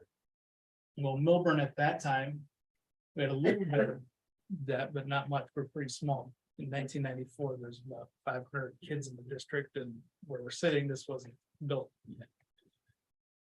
So the only, and they had run many referendums before that because Millburn has always been cash poor since the beginning of its existence. So anyway, she did, we met with Elizabeth Hennessy from Raymond James. And she didn't think we had any debt service extension base, but had Chapman and Cutler go back, their attorneys that focus on bonds. That's their main focus as their firm. Went back and did a little bit of research. We in fact do have an extension base. It was 39,546 back in 94, and if you carry that forward with the CPI, it is now 54,101. So we can use that money in the future. We can levy that without a referendum to borrow money. So that would pay the interest, principal and interest on whatever we borrow, which is about $453,000. So let's say next year we had a project that we wanted to, since Mrs. DeCourcy's here, I'll say, we want to redo the library and we want to redo it nice.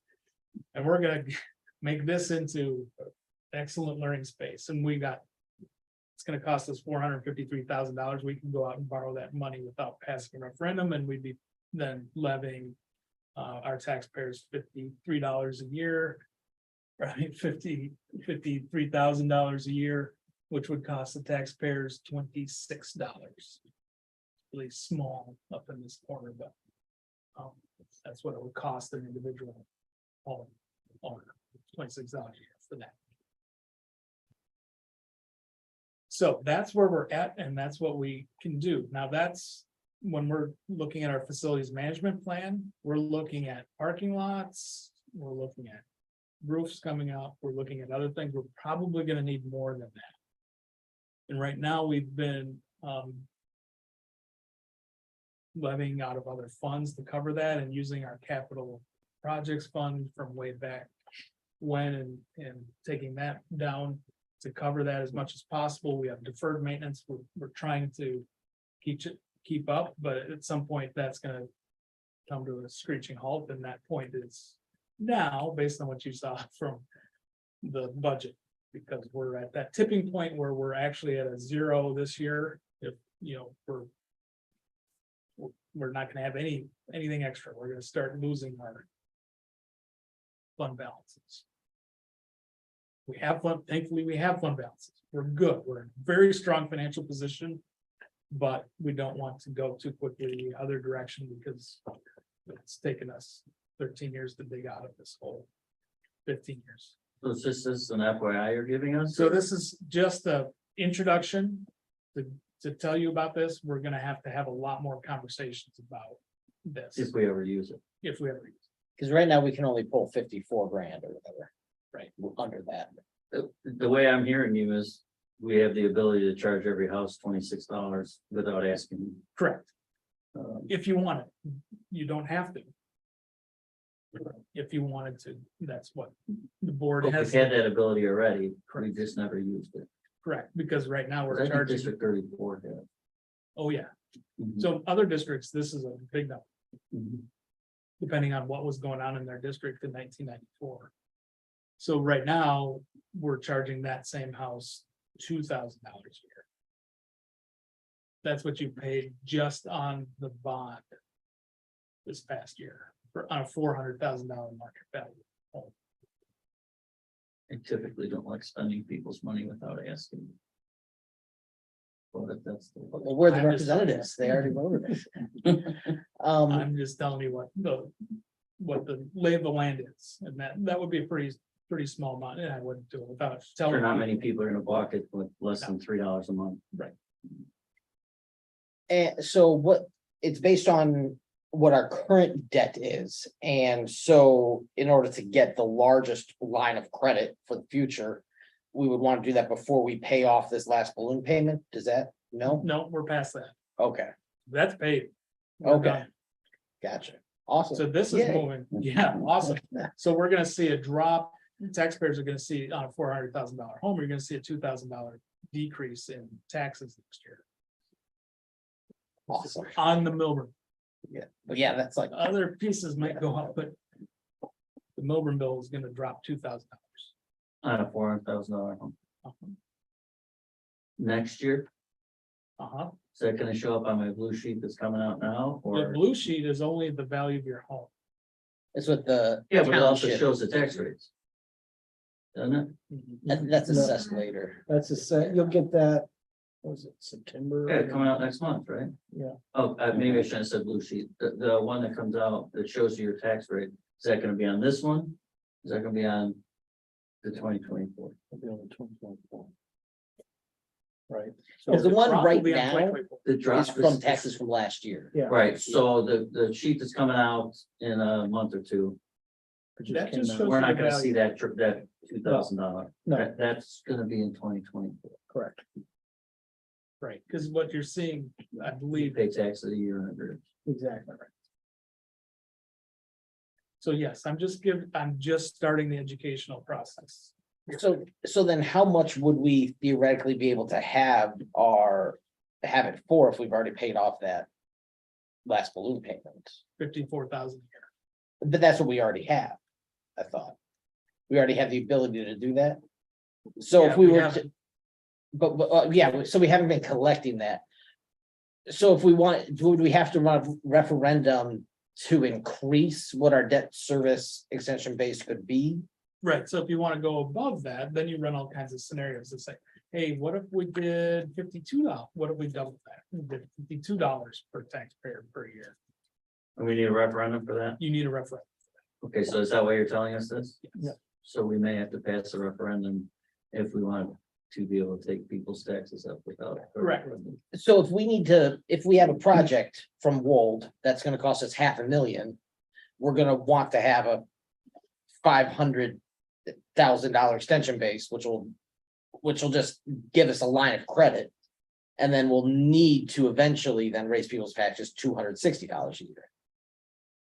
Is No. it to wouldn't pay be that 60. line of credit off. I'm just multiplying that by 10. Because like, Wait, Wold we is, only get 50 now?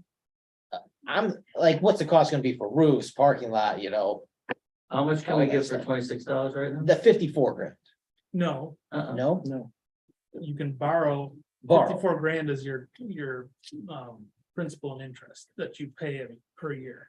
So a 10-year Okay. note, you could borrow 400, Okay, you could borrow a one time at 400 and some thousand, Or $26, so we. 453,000. Oh, So that's Okay, a so- one-time It's a borrow one-time shot, but with then a you can't take $10, it with a anymore. 10-year payment of an extra $26. We didn't get to ask for, but if the year after that, we have another $500,000 project that fell in our lap, we're out of luck. Correct. And what's the interest rate on that? Is it, very, She's calculating 4.3%. So that, we have no idea. This is just, so it would be very. Yeah. or not you very- could do a variable, you could, there's different products that we could look at. We want to have it variable, we want to be able to pay it off early, if things change or we get money or state grants or who knows. This is a nice fund for rainy day if we need it. I would hate to use it just to use it, but. Right, so the board has the choice to use it or not. So this is the choice that you have, is to borrow at this point with these scenarios, 453,000. If, just something to keep in mind as we go through the facilities plan. So if we said, hey, I don't like having that negative 137 or whatever the budget was, we could say, well, then we don't have to have that. Well, we can only use it once and then we can't use Well, it 10 again years. for. 10 until we years. pay it off. So you pay it, unless you pay it off. You can't renegotiate these. What you do with your house.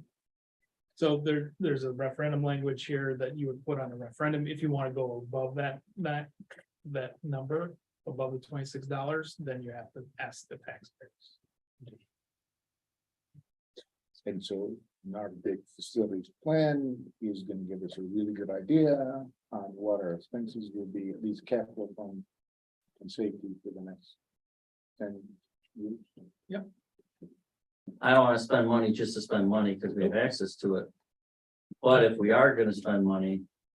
Taking up $26 and a year they're getting back 2,000 is probably the best time to do. Correct, which is, because it won't. It still feel like a win, Yes, and it actually, that it is. right?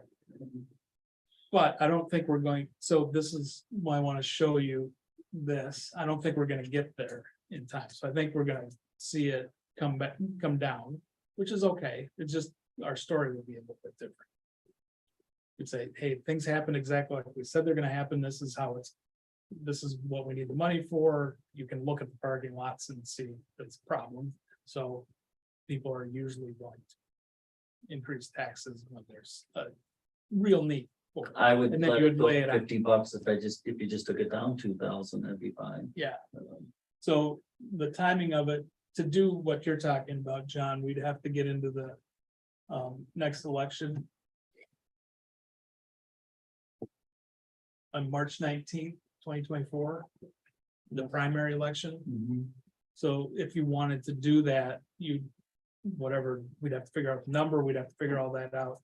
We'd have to get all that done by 2024, and we'd have to have the resolution in place by January 2nd. So there'd be a lot of education to do between now and then, if you wanted to time it out with that drop and say, okay, instead of dropping 2,000, it's gonna drop 1,900, and we're gonna keep $100 of that.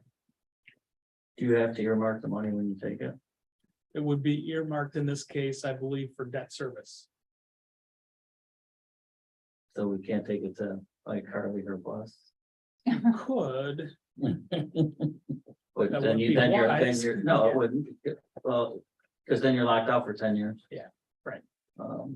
So you would want the bus plus whatever else we foresaw.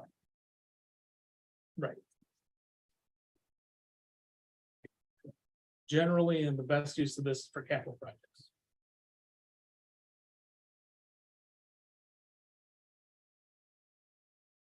Not operation.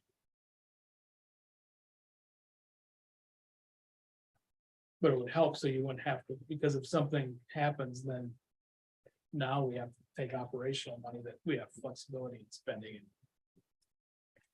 push it to somewhere else. Well, could you pass the referendum if you're not gonna use the money? You can, and then, so you can pass that, so you can raise the question says you want to raise that potential. The board doesn't have to take it. You So can take it whenever you need it, but it's there when you need it. maybe next year is a good time to raise it, even though we're not gonna take it, when they're getting $2,000. Out of $400,000. There's also low turnout for primaries. Generally. But so I am a little confused though about what, about how. So we already have the 54,000. The running the referendum will just be to increase that amount. But that amount is based on how much we currently have borrowed. No, No. what was available in 1994, Okay, so only back then. only that Okay. day, So school districts who didn't exist in 1994 have no access to this? correct? We didn't think we had any access. So unless they run a referendum, then they would, right? Now, yeah, yeah. But the debt service extension base in particular, they want to have. The ability to borrow money without asking. Is only available to people. Who were around in 1984 and had a debt. I don't Right. like the I ability to love spend other government. people's money. So we wouldn't need, we would not need to run a referendum if we wanted to borrow up to that $400,000. Correct, Right, we'd still educate. yeah, of course, yeah. And like what projects could we complete with that 400? Like, we haven't had this Wold Two facilities parking plan yet, lots. so we don't really, It would, Yeah. we could get both parking lots done with that. I believe. a parking lot's 200. Wow, this front was 300. Wow. Okay, But we took it down. I mean, the other one, the other pieces might not need a total. gotcha. We took and redid the base on this one. That would be a lot. If it's just grind it up and lay it right back down, maybe not. Maybe we could do it. We need the center of the back. So the center of the back hasn't been done here and the entire middle school. Not this year. Yeah, but not in the this next- year. Within the next 5, for sure. And just looking at the cost of that project, I'd hate to lock us out from any other project for 10 years just for that one. Well, then you would run a referendum if you had it. But you have to go back and continue to ask the taxpayers, like to John's point. You have to let people know what you're spending the money on, but we can't just willy-nilly raise people's taxes. You had up to $26. No, yeah. And I could just hear, and I would be one of the guys saying, wait a minute, you just gave me 2,000 back, now you're gonna take it back in little pieces, piece by piece. Yeah. So. With your permission, yes. And that's the way school districts are set up. The funding is set up that way. On average, you run out of whatever referendum you run out in about 8 years. We're at 10 currently. And we've been able to sustain that because they changed funding formula in 2017. And now with our tax or our tax abatement, what's it called, property tax relief grant. That's gonna help us out and get us a couple more years before we're running deficits again. There's one of your thought exchange questions. Right, assuming that everything stays the same and assuming, enrollment doesn't go up or things like that. So, We're in better shape than we've ever been. But we don't have any margin. so in 2 years, when we no longer have to, are required to abate 800,000. Yeah. We should be relatively stable for 2 or 3 years. So No, as far as we can look that far in the future. And knowing it's really iffy going even 3 years out. yeah, we can't project past 2 or 3 years because it's just too difficult. But we're hoping to be relatively stable for a little bit, so. Right. Without Maybe cutting, $500,000 right now.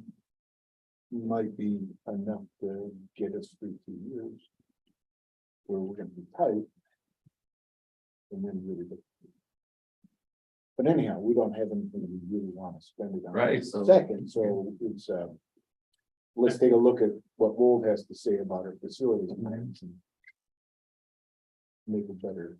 and just to be aware that if you want to time it out to this next March, which I think is pretty aggressive. Yeah. I'm looking at April 1st, 2025. Would be better to give us time to educate people more on what a DSAB is, for example. Myself, I'm still learning. I have some questions. This is just a very basic, quick overview.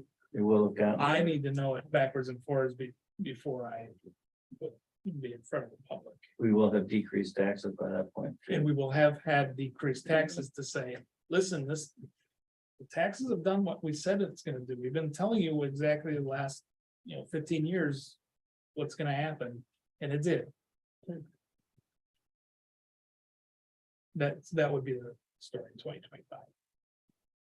I don't like shenanigans where you say, we're gonna reduce your taxes by $1,800. No, you're not. You're just not gonna decrease them as much. That's not the same thing. And honestly, I prefer to ask for money if we need it, so they know. I mean, I know referendums kind of suck, but I like to ask people. That's just my two, we should just spend money just because we can.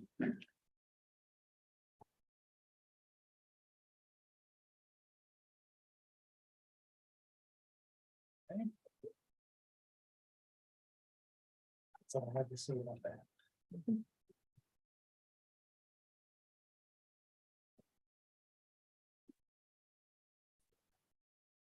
Anyone else? More comments?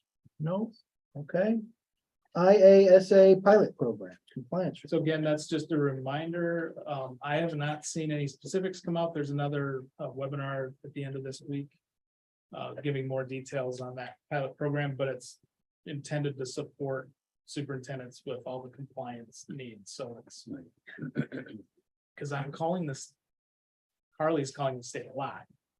I'm calling the state and saying, tell me what does this mean? Or how do I use this grant? Or what's happening with this, or just silly things. What am I allowed to have a Spanish teacher teach PE? They would be able to give me that answer pretty quick. Save me a lot of time. Because compliance keeps increasing rapidly, exponentially every year, And it's at 5,600, something like that. and that's, it could go up in the future though, for like, so that's 1 year for the pilot program. Again, I'd like to know a little more detail about what it actually does. And that's 80 hours of just your time, or 80 hours combined between you and Carly, estimating saving, or? It depends on, without knowing the details of what they're gonna do. And again, it's so new that it's. I just look at some of the laws that changed this year and just the research I had to do to learn about it. And maybe I still do, even if they're helping. It's a lot.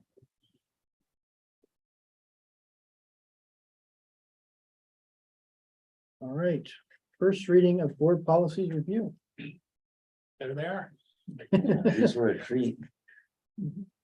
Didn't see anything controversial in there. No, There was yeah, the majority of these were just like minor language changes. Updates and specific footnotes. That was really about it. There wasn't anything that I gleaned from it that would have devastating impact on us or how we operate. Now, with one Yeah, way, technology, yeah. when I was reading them. I click on current policy, then updated policy, the press policy, the only thing that was in red was like saying the footnote section will be omitted. Is there a way to have? Like, you see, like, when you want changes in a contract or whatever, then they'll put, now this is the change in red, is there possible to have that? Redlining- What's that? Redlining of. the Yeah, changes so just so itself. it's easier to see at a quick glance what the changes are instead of, No, I agree, because it's a lot of back and forth. yeah. I'm like, all right, what happened here? Maybe. It would be Gotta be. more work. Veronica does all of this, so it would just be reallocating her time. It's like I'm clicking back and forth. It's like, okay, what exactly? Okay, just the footnotes updated, no big deal, but if it's like, what was the one? The policy, legal references, yeah, legal references. But there was one that I was like, okay. It would be nice if they pressed it. It should. Yeah, then that's where I was thinking it would That should be on really them. be, because that's, I you will run that up the chain. cool. In the meantime, maybe. I like that. Work on it. All right, anything else? No, FOIA request. It Are is. you ready for What that? do we got? We just have to post them. There it is. Can I get this information? I think it's interesting. Sure. Yeah, Carly forwarded me one. You can just ask us for it. We'll- This very thing, Public this information. these are, they're asking for. Is a lot. No, I didn't do this one actually, so this must be Veronica, this is Jason. Oh, there's not a lot. no, I found one document. Really? No one's emailed you about this stuff. Would it be wise to just Or have, our librarians. to have a Google Drive that we share for the board members to just see all these for quick reference without having to bother Veronica or Carly? When one of us wants one of them, or is that something we can do and restrict the board members, or? Maybe. Check it out. It's not hard though to, It's not. once Once I've it's pulled gathered, it, it's gathered. it's not hard to send it to you or a board member.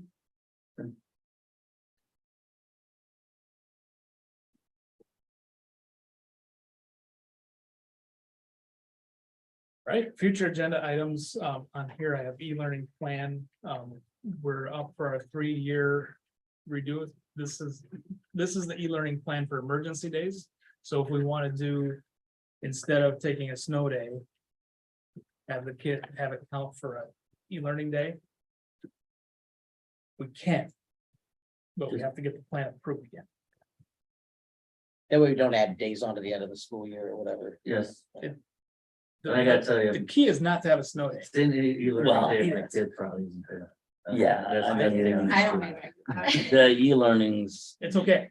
it's kind of a waste. It's still- Yeah, it really is. I know. Great. E-learning is Then, like a snow day for That's my a kids. day the kids are missing. That's like an Adding instruction. an extra day at the end of June is usually pretty much the same You could play in the snow. thing. I know. So. Yeah. I don't Yeah, that's know if true. you're Just tacking it aware. on the end. Well, but our calendar this year doesn't go into June, right? No, So basically, like, if we had to go into June now, that could. Yeah, that would That's a lot. stink, yeah. Friday, May Yeah. It 29th, would so- be, Yeah. it would be coming back an extra day Yeah. after a 3-day weekend. Yeah, Yeah, that's. When everybody else in the world is gone. Yeah. How much of our plan can we wash, rinse, and repeat? I'm not sure my son would make that. all of it. That's gonna be up to you. You approve it. You have So, home e-learning. get it reapproved. So we have to have a public hearing, we have to go through the process. I don't want to ever use it. Just saying. I'm not, oh yeah, I'm not a fan, but there might be, look, there might be circumstances where we had.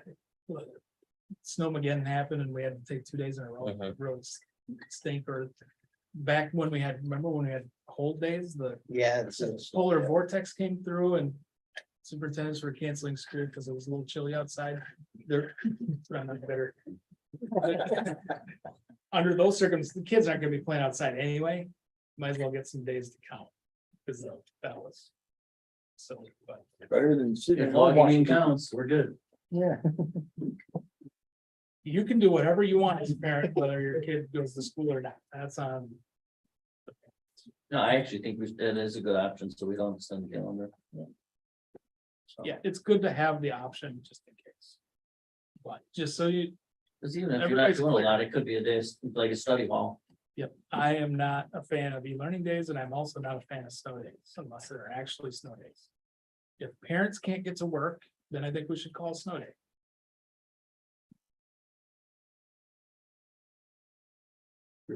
Pretty rare around here, but. That's how I believe. If parents are going to work. We should be able to take the kids here, Mhm. is what I believe. Because I think that's fair. For our parents. If we can, If the Do it teachers safe. can get her. if the teachers can get here safely, that's great. Also important. So fire up the process and get it. Get it to us and. Yeah, we have the handbook, we have to approve the handbook, e-learning days, it's. Safety plan, our emergency plan, not the safety audit. It's the emergency plan that we create and have approved every year, and school improvement plans are coming in. September to be presented, so those are things we have coming up in the next 3 agendas or so. All right, superintendent report. All right, so our goals this year, again, are focusing on accelerating learning, increasing the rate of learning for all kids in reading and math. To that end, we are looking at a new math curriculum, as I've been talking about. We've had 2 significant meetings. We had our second meeting today with the whole district-wide committee. They're very excited. I'm very impressed with our teachers, of course, as always, but just so blown away by their commitment and their passion for teaching kids math. They really are concerned about our kids doing well, and that is awesome, and loving math. So looking at some new curricula and going through that process, we've just been talking about the process. We've been talking about, what we're looking for in a new curriculum. How is that going to help our kids grow and get the information that they need and be successful for the next grade level, and then be successful in high school and beyond? And we've had lots of great discussions about that. So looking forward to getting the board in the loop on that. We're looking to present for 2 or 3 pilot programs in October to the board to start piloting in November for math. We changed aim, right? We're not doing that in elementary. To my knowledge, we haven't It's like changed. a homework and accelerated math now. We still have that. We still have that. Okay, We've changed the delivery, who delivers the instruction, but we have not changed the program. so Ms. Mayor is not, we don't have that aim group. It's gonna be. You're in your homeroom and then certain teachers will do the accelerated math. So accelerated math is aim. Yes, Okay. correct. Correct. Yeah, we haven't changed our math progression at all for next year. The only thing we did change that we're piloting this year is in 7th and 8th grade. In 8th grade, we are piloting doing integrated math for those students who are going to Lakes.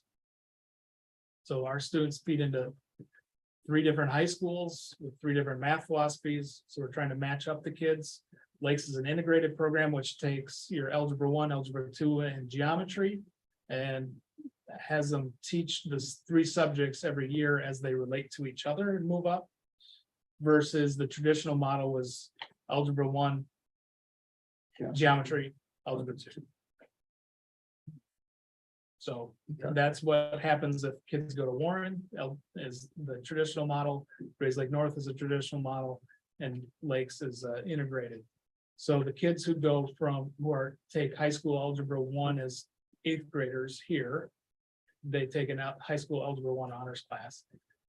They matriculate very well with Grays Lake and Warren, because then they go into honors geometry at those grade levels or at those high schools. But at Lakes, because they're missing the geometry component, they have to take a bridge course in order to get into what's called Math 2. Because Lakes has a Math 1, Math 2, Math 3, which is a freshman, sophomore, junior math class. So instead of having them take that bridge course, we're going to try to do with that group of kids, Math 1. So they can go into Math 2 without the bridge. We're gonna try it this year, see how it goes. Still math, still algebra and geometry.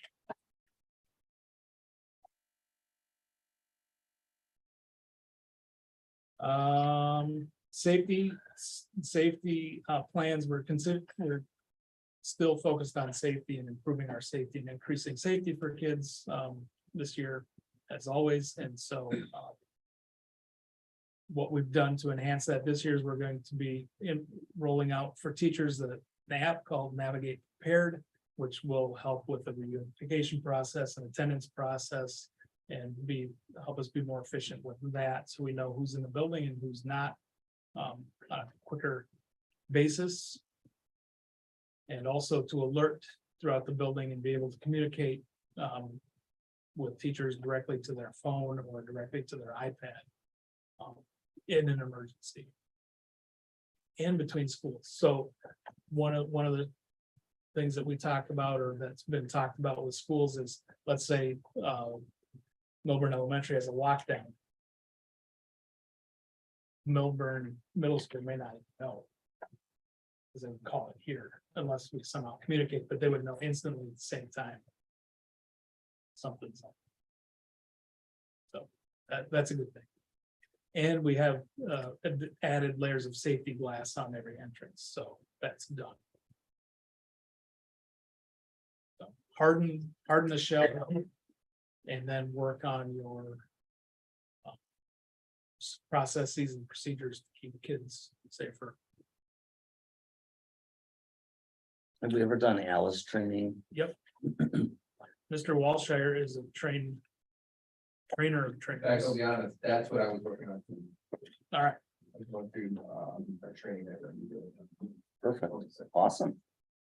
so Mr. Walshire is a certified trainer of Alice. So we've been a couple years since we've done the whole staff and things, you know, our staff has turned over, so we need to do that more frequently. For sure. That's it. That's all I got. Oh, supply drop off Monday. See you there. This Thursday, it's kindergarten primary? Oh, this Thursday is kindergarten primary.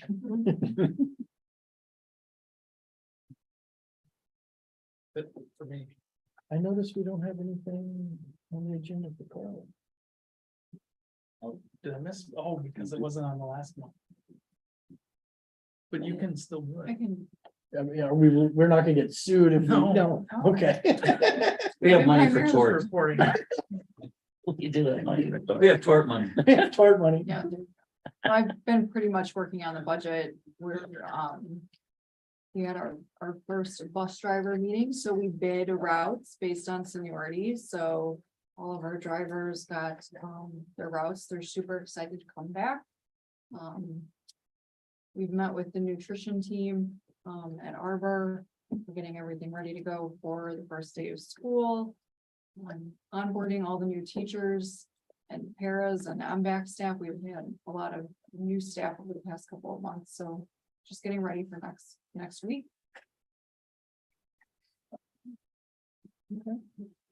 Then I will entertain a motion to adjourn to a closed session. For the following reasons. Oh, board reports. All right, I always have That's- something fun to say. Yes. Come on. So I attended the safety meeting, that, you know, the Newport Fire Department, Lake County Sheriff's, Lyndhurst Police. The whole kit and caboodle. It was great to see some of the liaisons. Couple issues that were brought up, speaking of the Alice training. I think it was the representative from the Lake County Sheriff's who said, you know, that's a private company.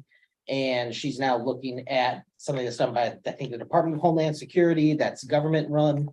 And because they're a government organization, that's what they prefer. You know, if we've already spent the money on Alice, then we've already spent the money. But moving forward, it might be something to keep in mind.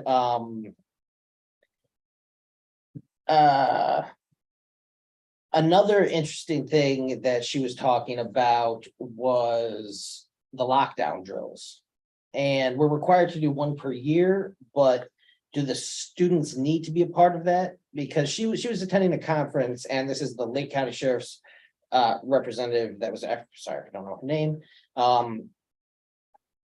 They're seeing a lot of trauma in kids from just going through that. You know, you have, my wife was an early childhood teacher and having to get 3-year-olds through that process.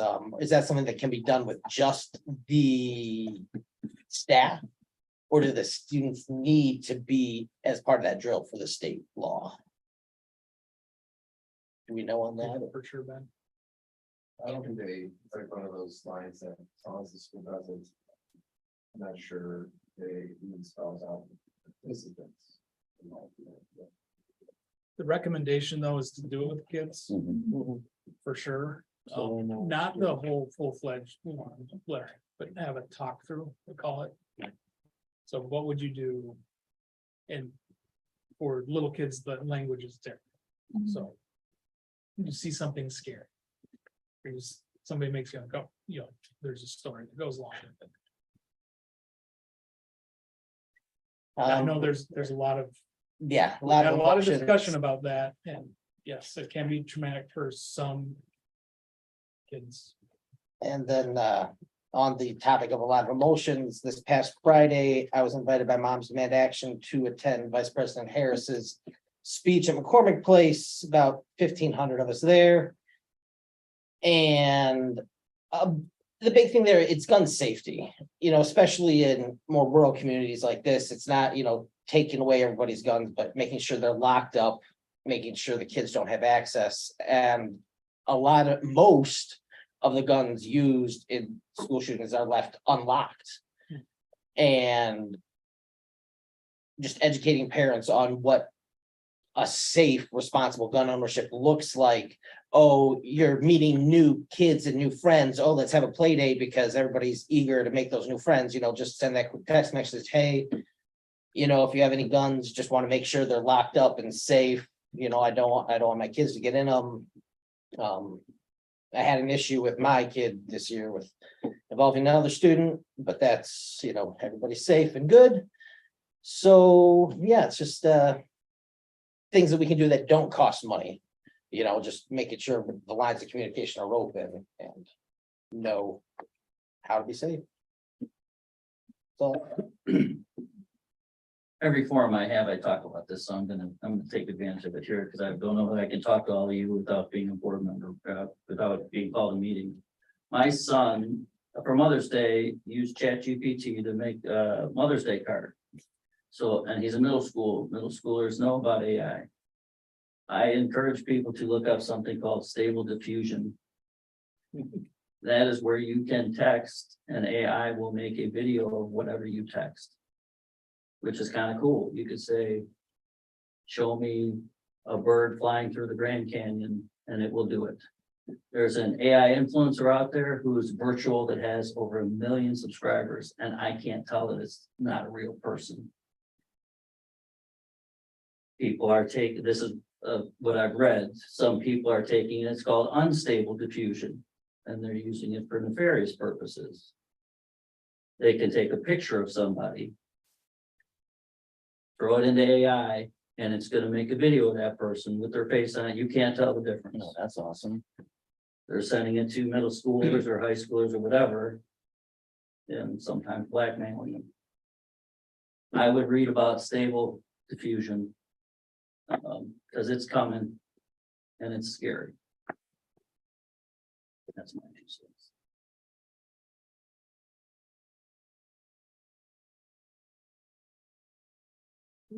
All right. Did I miss anyone else? Yeah. Just know about it.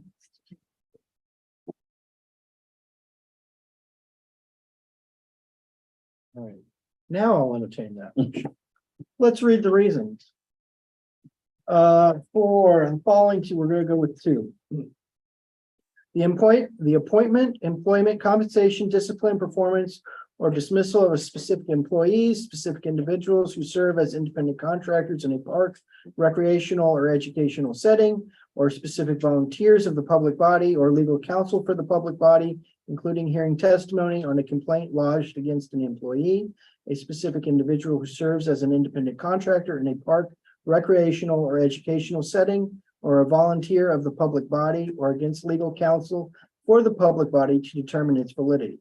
However, a meeting to consider an increase in compensation to a specific employee of a public body that is subject to the Local Government Wage Increase Transparency Act may not be closed and shall be open to the public and posted and held in accordance with this Act 5 ILCS 120-2C1. And collective negotiating matters between the public body and its employees or their representatives, or deliberations concerning salary schedules for one or more classes of employees. 5 ILCS 120-2C2. So moved. So moved. Second. Second, Roll call. roll call. Madam Secretary. John Lorenzen, Yes. Brendan Murphy, Yes. Peter Patriini, Yes. Jillian Phelps. Yes. John Ruggles. Yep. Fred Stepcom Yes. and Lisa Lucier. Yep. Since the board will not be taking any further action, I'm going to, or have any discussion following our closed session, I'm going to close out the recording.